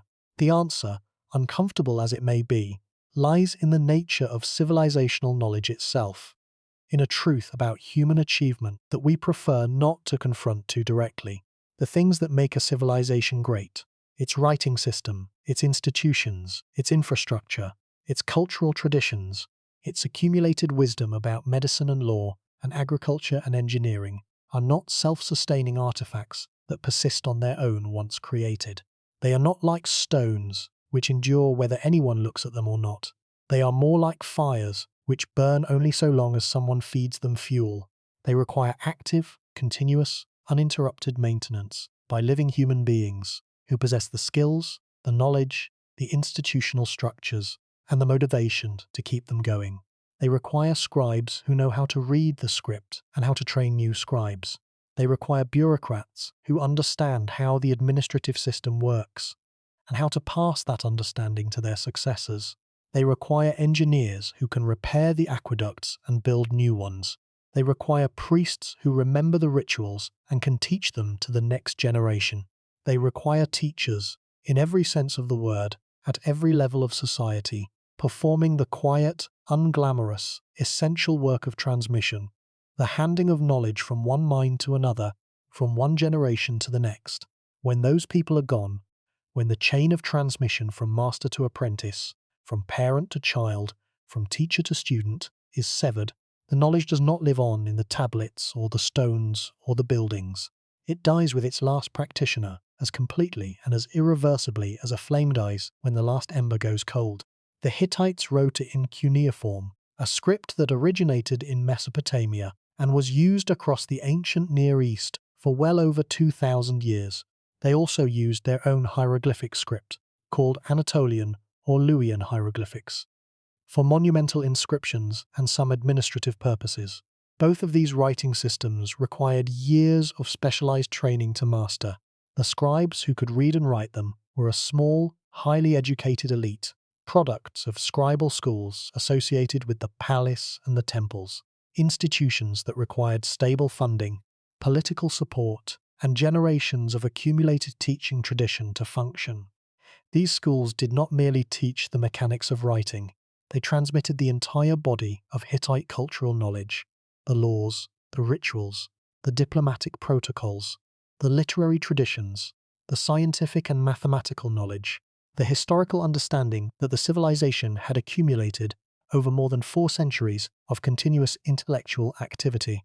When the palace system collapsed and the scribal schools closed, when the trained scribes died or scattered to the winds, fleeing the destruction of their cities and the dissolution of the institutions that had sustained them, the ability to read and write these scripts was lost within a single generation, perhaps within a single decade.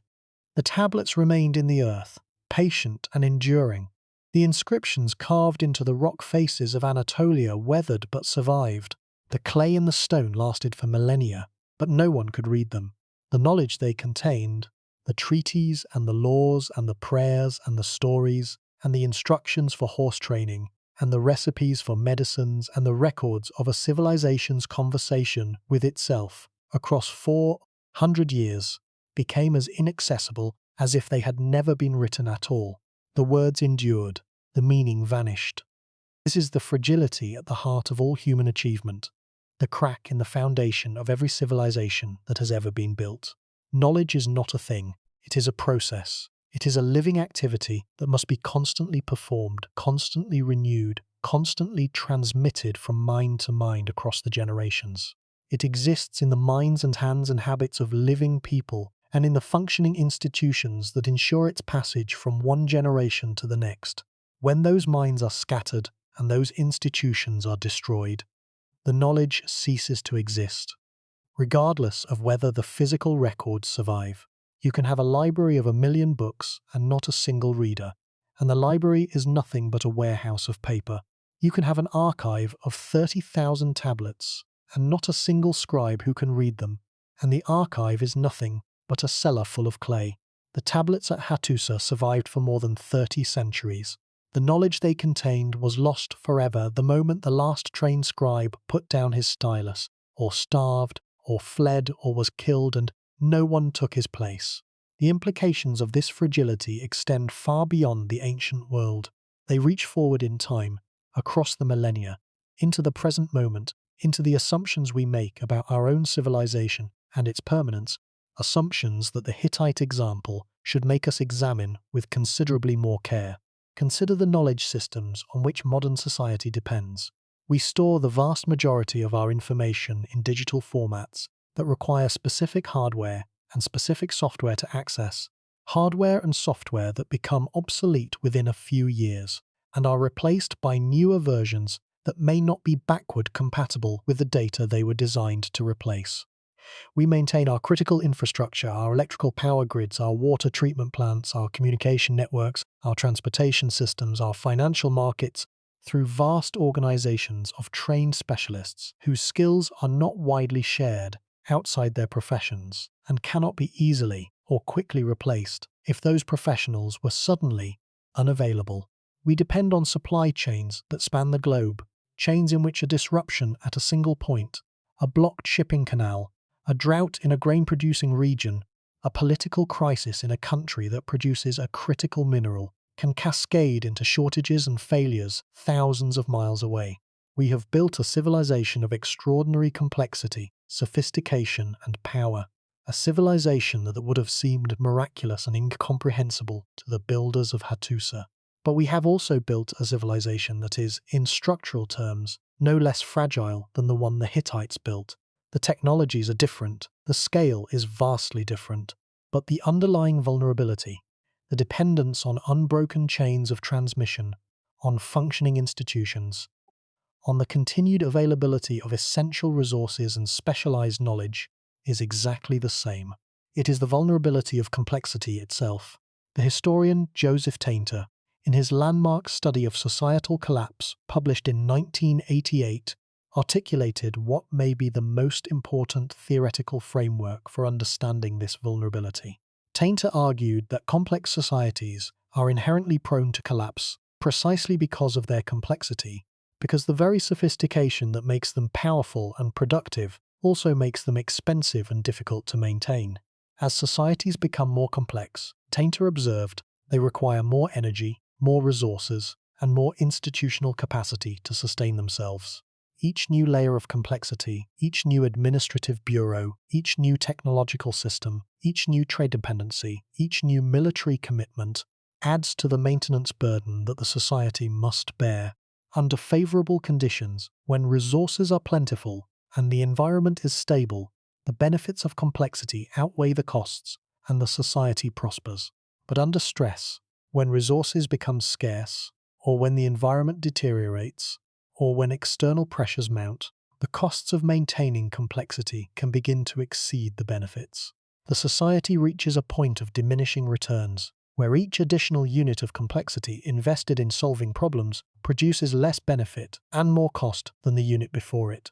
And at that point, simplification, the deliberate or involuntary shedding of complexity, becomes the rational, even the inevitable, response. In mild cases, the society reorganizes at a somewhat lower level of complexity. In extreme cases, the simplification is total. The society collapses to a much lower level of organization, losing institutions, technologies, trade networks, writing systems, and entire bodies of knowledge in the process. The Hittite Empire, viewed through the lens of Tainter's analysis, was a classic case of a society that had invested heavily in complexity and was reaping diminishing returns when the crisis struck. The elaborate palace bureaucracy, the far-flung network of vassal states, the expensive military establishment, the multilingual diplomatic apparatus, all of these required constant inputs of energy, wealth, and human capital to maintain.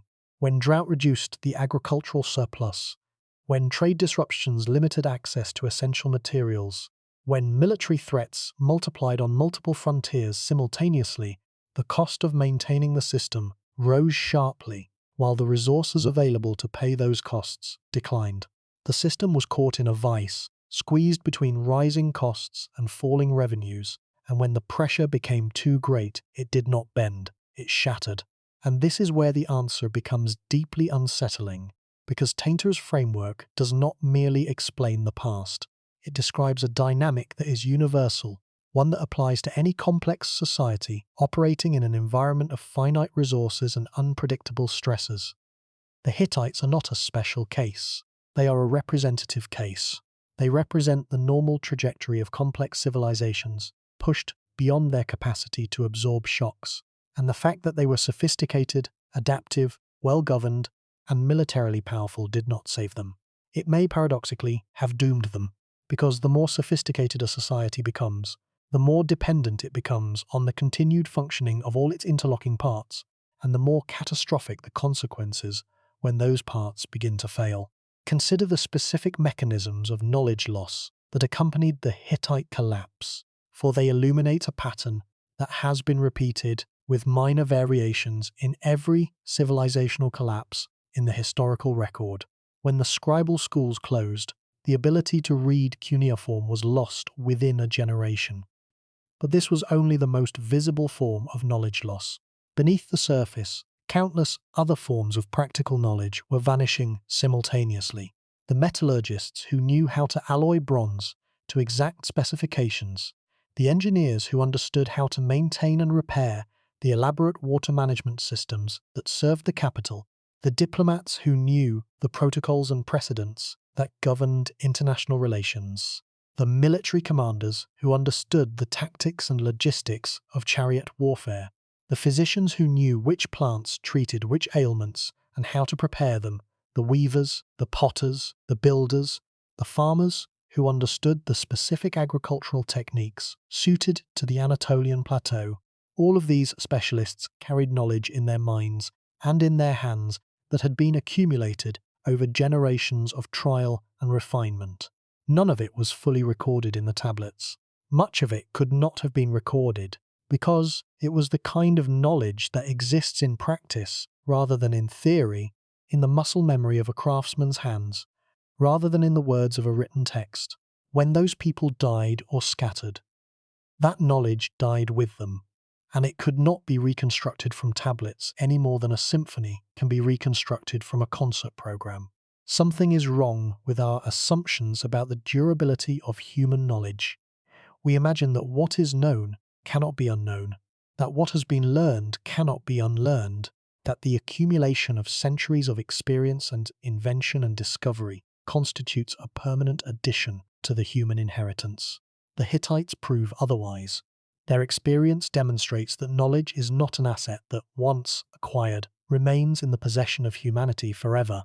It is more like a garden that must be tended every day, watered and weeded and protected from the encroaching wilderness. The moment the gardeners stop tending it, the wilderness begins to reclaim it, and it does so with a speed that would astonish anyone who believed the garden was permanent. The modern world stores its knowledge in forms that would be unreadable without functioning electrical grids, working computer hardware, and specialized software maintained by teams of engineers. Our medical knowledge depends on pharmaceutical supply chains that span continents. Our agricultural productivity depends on synthetic fertilizers produced in factories that require natural gas feedstocks from specific geological formations, transported through pipelines and shipping networks that require their own elaborate maintenance regimes. Our communication systems depend on underwater cables, orbiting satellites, and server farms that consume more electricity than many small nations. Each of these dependencies is a link in a chain, and each link is maintained by specialists whose skills were acquired through years of education in institutions funded by the surplus wealth that the system itself generates. The circularity of this arrangement, the fact that the system depends on the very prosperity it produces, is precisely the kind of structural vulnerability that Tainter identified as the fatal weakness of complex societies. When the surplus contracts, the maintenance falters, and when the maintenance falters, the system begins to degrade, and when the system degrades, the surplus contracts further, and the spiral tightens until something breaks. Let that sink in. The Hittites were caught in exactly this spiral. Their agricultural surplus contracted under the pressure of drought. Their administrative and military systems required resources that the diminished surplus could no longer provide. Their trade networks, strained by the same pressures affecting their partners, could not compensate for the shortfall. Their vassal states, sensing weakness, became unreliable or openly rebellious, requiring military expeditions that consumed resources the empire could not spare. And the knowledge systems that held everything together, the scribal schools, the training of specialists, the maintenance of infrastructure, were among the first things to be sacrificed when budgets tightened, because their benefits were long-term and invisible, while their costs were immediate and tangible. This is the trap of complexity. The very investments that maintain a complex system are the easiest to defer when resources are scarce, precisely because their absence is not felt immediately. The consequences of closing a scribal school are not apparent for a generation. The consequences of deferring maintenance on a water system may not be visible for a decade. But when those consequences finally arrive, they arrive all at once, and by then it is too late to reverse course. What does the Hittite story mean for us? Not for scholars and archaeologists and specialists in Bronze Age history, but for the ordinary human being living an ordinary life in a world that seems, most of the time, solid and permanent and enduring. What does it mean to know that one of the greatest empires in the history of the ancient world was so completely erased from memory that its own capital lay unrecognized for 3,000 years beneath a Turkish hillside, visited by shepherds who had no idea they were walking over the ruins of a civilization that had once commanded the respect and fear of pharaohs? It means, at the most basic level, that permanence is an illusion. We build our cities and our institutions with the implicit assumption that they will endure, if not forever, then at least for a very long time, long enough that we need not worry about their foundations while we are alive. We write our histories with the expectation that someone will read them in the future. We educate our children with the belief that the knowledge we pass to them will be passed on again, generation after generation, in an unbroken chain stretching forward through time into a future that will remember and honor what we have built. The Hittites made every one of these assumptions. They built cities designed to last for centuries, with walls 8 meters thick and towers spaced at precise defensive intervals. They carved their treaties into stone so that the words would endure beyond the lifetimes of the kings who negotiated them. They educated generation after generation of scribes to copy and preserve the tablets of their ancestors, maintaining an intellectual tradition that accumulated knowledge over 400 years of continuous effort. They did everything a civilization can do to ensure its own continuity. They did everything right, and they were wrong, not because they were foolish or careless or incompetent or blind to the risks that surrounded them, but because the forces that destroy civilizations are older and stronger and more patient than the forces that build them. Because the universe does not care about monuments. Because time does not read treaties. Because the silence that swallowed the Hittites does not discriminate between civilizations that prepared for the future and civilizations that did not. This is not a council of despair. It is a council of humility. And there is an important difference between the two that deserves careful attention. Despair says nothing matters, that all effort is futile in the face of inevitable oblivion, that we might as well give up the attempt to build and create and pass on what we know. Humility says something quite different. Humility says everything matters, precisely because nothing lasts, precisely because the chain of transmission is fragile, precisely because the knowledge we take for granted today could vanish tomorrow if we do not actively, consciously, deliberately work to preserve it. The Hittites were not fools. They were among the most accomplished people of their era, inventive, adaptive, sophisticated, and deeply aware of the complexities of governing a diverse and far-flung empire. They negotiated the earliest known international peace treaty. They developed a legal code that addressed questions of justice and proportionality with a subtlety that would not be surpassed in the ancient Near East for centuries. They mastered the highest military technology of their time.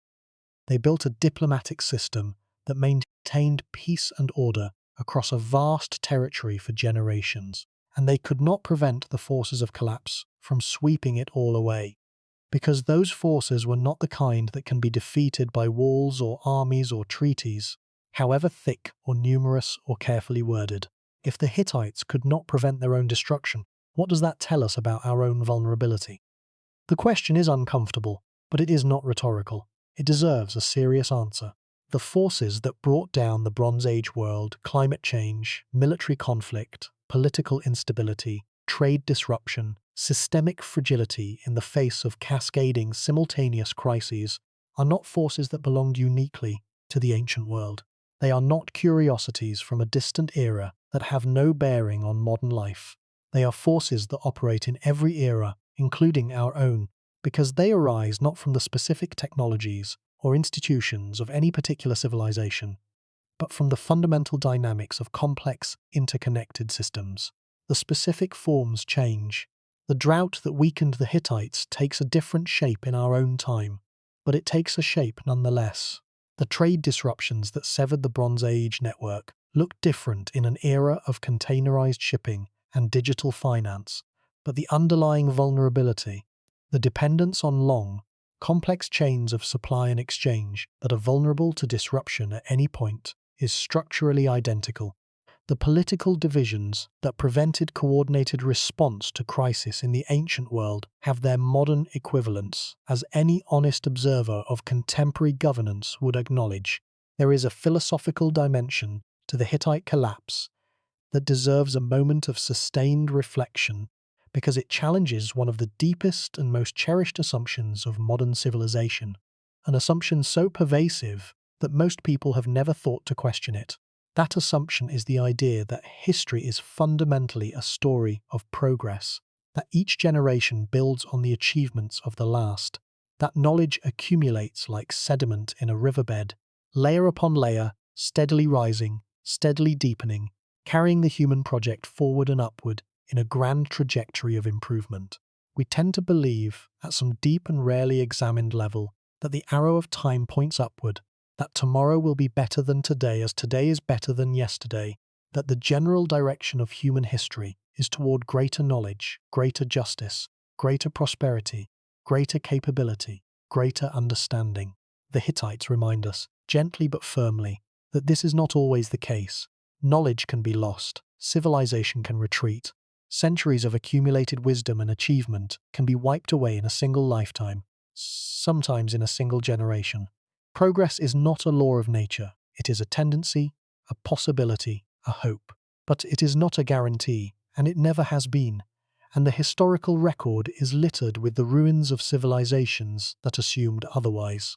The 3 centuries that followed the Bronze Age collapse were, in much of the Eastern Mediterranean, a time of genuine and devastating regression, a period that scholars have long referred to as the Greek Dark Ages. Though the darkness extended well beyond Greece, writing was lost across entire regions. In Greece, the linear B script used by the Mycenaean palaces disappeared completely, and the Greek-speaking world would not produce written documents again for roughly 300 years, until the adoption of the Phoenician alphabet gave rise to the Greek alphabet around 800 before the Common Era. Trade contracted to a fraction of its former volume. Population declined sharply across the region. The arts and sciences that had flourished under the great empires gave way to simpler, more impoverished forms. The great palaces and temples stood empty, slowly crumbling into the earth, their purposes forgotten by the people who lived in their shadows. It was a world that had moved backward, that had lost abilities it had once possessed, that had forgotten things it had once known. Progress had reversed. The arrow of time had turned around and pointed downward, into a darkness that lasted for generations. The people who lived through the Greek Dark Ages did not know they were living in a dark age. They did not have the vocabulary for it, because they did not have writing. They could not compare their present to the past, because the past had been erased along with the ability to record it. They walked past the ruins of Mycenaean palaces and had no idea what those ruins represented. They lived in small settlements of mud and thatch within sight of walls, built with stones so massive that no one in their community could have moved them. They inherited a landscape marked everywhere by the achievements of their ancestors, and they could not read a single one of those marks. The knowledge gap between the late Bronze Age and the early Iron Age that followed it was not a gradual narrowing of capability. It was a cliff. One generation lived in a literate, internationalized, technologically sophisticated world. A few generations later, their descendants lived in a world without writing, without long-distance trade, without monumental architecture, without any institutional memory of the civilization that had preceded them. The chain of transmission had been broken so completely that it could not be repaired. It had to be rebuilt from scratch, over centuries, by people who did not know what they had lost. This is perhaps the most sobering lesson the Hittites and their Bronze Age contemporaries have to teach us. The knowledge we possess is not ours in any permanent sense. We are borrowers, not owners. We hold in trust a body of understanding that was assembled over generations by minds now silent, passed to us through chains of teachers and students and practitioners that stretch back to the beginnings of recorded thought. And our obligation Our most fundamental obligation as inheritors of that tradition is to pass it on intact and, if possible, enriched to those who come after us. When we fail in that obligation, when we allow the chain to break through neglect or conflict, or the slow erosion of institutional support for education and scholarship, and the maintenance of cultural memory, we do not merely lose what we ourselves knew. We lose what hundreds of generations before us knew, knowledge that took millennia to accumulate, and that cannot be recovered once lost, because the minds that held it are gone, and the circumstances that produced it can never be exactly replicated. The Treaty of Kadesh is a case in point. When that treaty was lost, what vanished was not merely a legal document between two ancient empires. What vanished was the accumulated diplomatic wisdom of centuries, the knowledge of how to negotiate across cultural boundaries, how to build trust between former enemies, how to construct an agreement that both sides could honor without losing face. The treaty represented not just the work of the specific kings and scribes who drafted it, but the distilled experience of generations of diplomats who had learned, through centuries of practice, what worked and what did not in the difficult art of making peace. That accumulated wisdom was lost for 3,000 years, and when the treaty was finally recovered, it could be read as a historical document, but not as a living tradition. The knowledge it embodied had to be relearned, at enormous cost, through centuries of further conflict and failed negotiations and wars that might have been avoided if the lesson had not been forgotten. There is a moment in the contemplation of ancient ruins when the past stops being a collection of dates and names and archaeological site reports and becomes something personal, something that touches the deepest questions of human existence. The Hittite king who stood on the walls of Hattusa and looked out over his realm, over the rooftops of his capital and the fields and forests of his empire stretching to the horizon, believed in the permanence of what he had built. He had to believe it, because the alternative, that all of this could vanish as if it had never existed, was too terrible to contemplate. The Hittite mother, who raised her children in the shadow of the great temple, believed that her children would raise their own children in the same city, under the same gods, in the same way, continuing a pattern of life that stretched back beyond memory. The Hittite scribe, who carefully inscribed the words of a treaty on a wet clay tablet, pressing each wedge-shaped character into the soft surface with the precision of long practice, believed that those words would matter, that they would be read and obeyed and honored for generations to come, that his careful work would endure.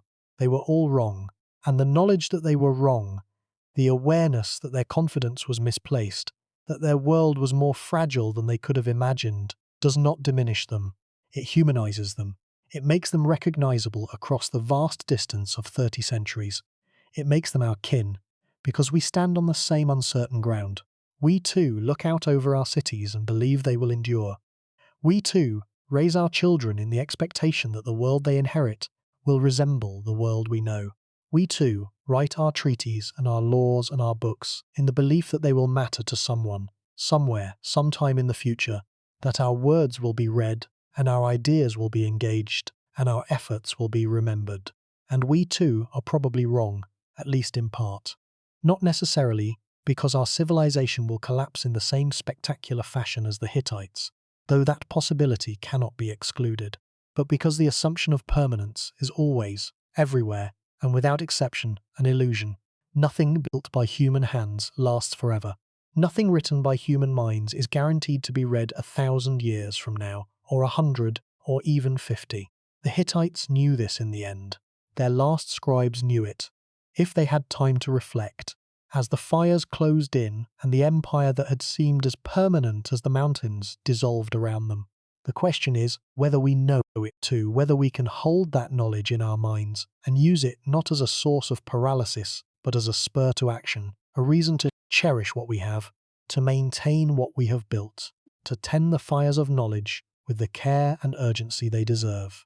And so we return to the hills of central Turkey, to the dry, windswept landscape where the ruins of Hattusa lie scattered across the earth like the bones of a civilization that the world forgot. The Lion Gate still stands, battered by more than 30 centuries of weather and time, but still recognizably the work of hands that meant it to endure. The stone lions gaze out over a valley that has no memory of the empire they once guarded, their mouths still open, in a snarl of warning to enemies who turned to dust 3,000 years ago. The walls still trace the outline of a city that was, for centuries, one of the most important places in the world, a city where great kings held court and received ambassadors, where scribes bent over their tablets in cool palace chambers, where priests chanted prayers to the storm god of Hatti in temples whose incense has long since ceased to rise. The tablets themselves, recovered from the earth after 30 centuries of silence, cleaned and catalogued and painstakingly deciphered by scholars working in languages they had to reconstruct from scratch, sit in museums in Ankara and Istanbul and Berlin, their neat rows of cuneiform, preserving the words of men and women who could not have imagined that their civilization would one day need to be rediscovered by strangers who spoke none of their languages and worshipped none of their gods and had never heard their names. The Hittites built an empire. They waged wars that decided the fate of nations. They made a peace that endured for generations, a peace so significant that its text still resonates in the halls of international diplomacy more than 3,000 years after it was written. They wrote laws that sought to create justice in a violent and uncertain world. They composed prayers that asked the same questions human beings have always asked and will always ask. Why is there suffering? Why do the rains fail? Why do the gods sometimes turn their faces away from those who worship them most faithfully? They raised children and buried their dead. They celebrated festivals when the harvest was good and tightened their belts when it was not. They quarrelled with their neighbours and made up again. They fell in love and grew old and told stories to their grandchildren. They did everything that civilizations do, everything that makes us human, and they did it with skill and determination and intelligence, and a fierce, unwavering desire to endure. And then the darkness came. Not a metaphorical darkness, not a literary device employed for dramatic effect, but a real and absolute darkness. A collapse so thorough and so complete that the lights of the Hittite world went out and were not relit for 3,000 years. There is something profoundly moving about the moment of rediscovery. When Charles Texier found those ruins in 1834, puzzling over carvings that matched no known civilization, struggling to reconcile what he was seeing with anything in his considerable classical education, he was witnessing something extraordinary without knowing it. He was witnessing a kind of resurrection, not of the Hittite people who were gone beyond any hope of return, but of their memory. Every tablet that Hugo Winkler pulled from the earth at Bogas Carl in 1906, hands trembling with the excitement of a man who knew he was touching something that had not been touched in 3 millennia, was a voice returning from the deepest silence.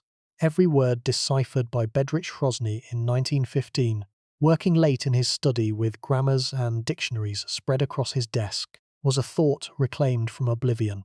Every name that scholars have recovered from the tablets, every treaty clause, every prayer, every legal ruling, every letter between kings, every instruction for the care and training of horses, every oracle question asked of gods who had not been worshipped for 3,000 years, was a fragment of a vanished world stepping hesitantly back into the light after an absence so long that no one alive remembered it had ever existed at all.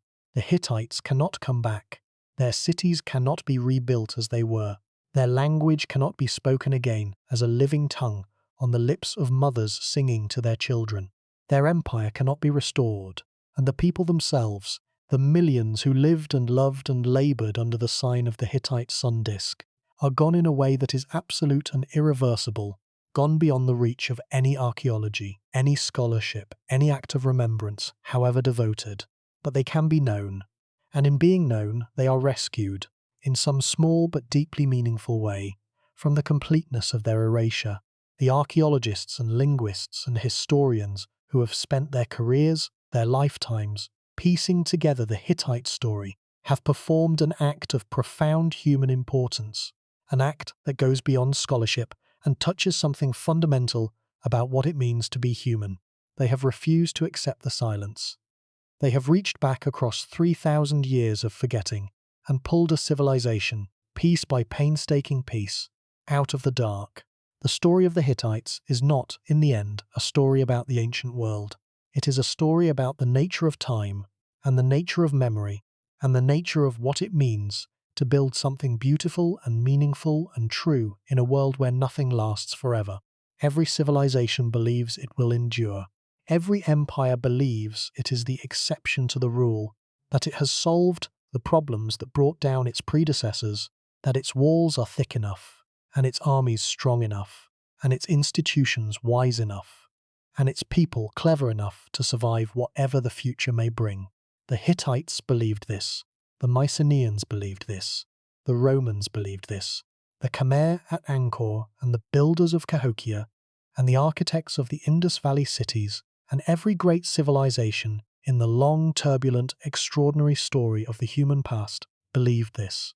And they were all, in their turn, proven wrong.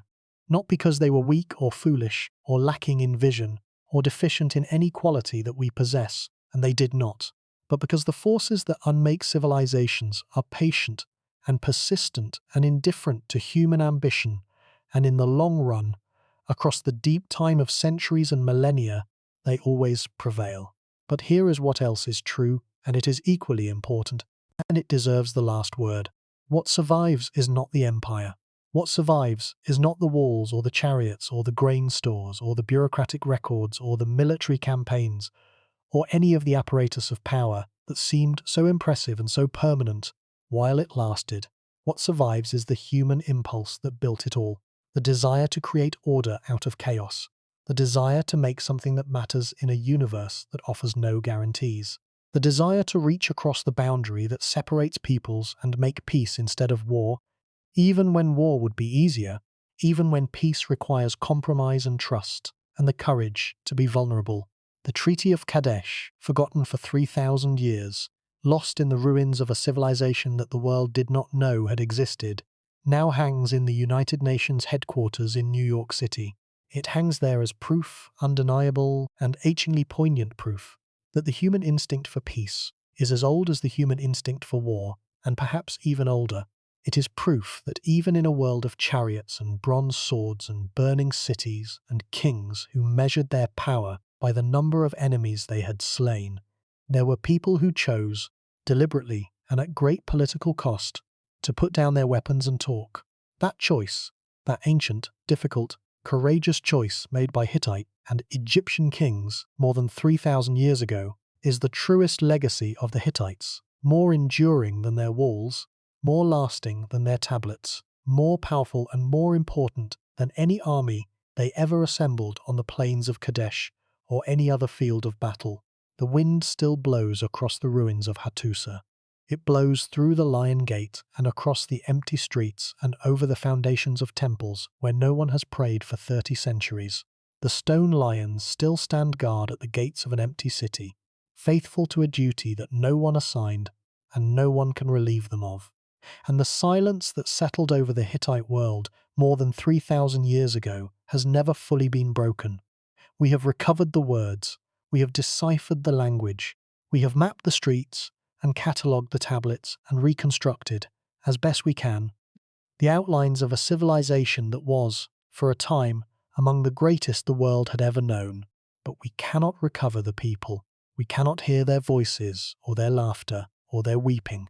We cannot know what the last Hittite scribe thought as he set down his stylus for the final time, whether he knew it was the final time, whether he understood that the silence he was entering would last for 3,000 years. We can only stand in the ruins, in the wind and the sunlight, and listen and wonder and remember. What happened to the Hittites is the question that brought us here tonight. But the question they leave behind is larger than their story, larger than any single civilization's story, and it will never be fully answered, because the question is not about them. The question is about us. It is about whether we, with all our knowledge and all our power and all our technology and all our ingenuity, are any less vulnerable than they were, whether our own cities and institutions and certainties are any more permanent than the walls of Hattusa, whether the silence that swallowed the Hittites is a silence reserved for the ancient world, a relic of a less advanced era that our modern capabilities have rendered obsolete, or whether it waits, patient and indifferent, at the end of every story ever told.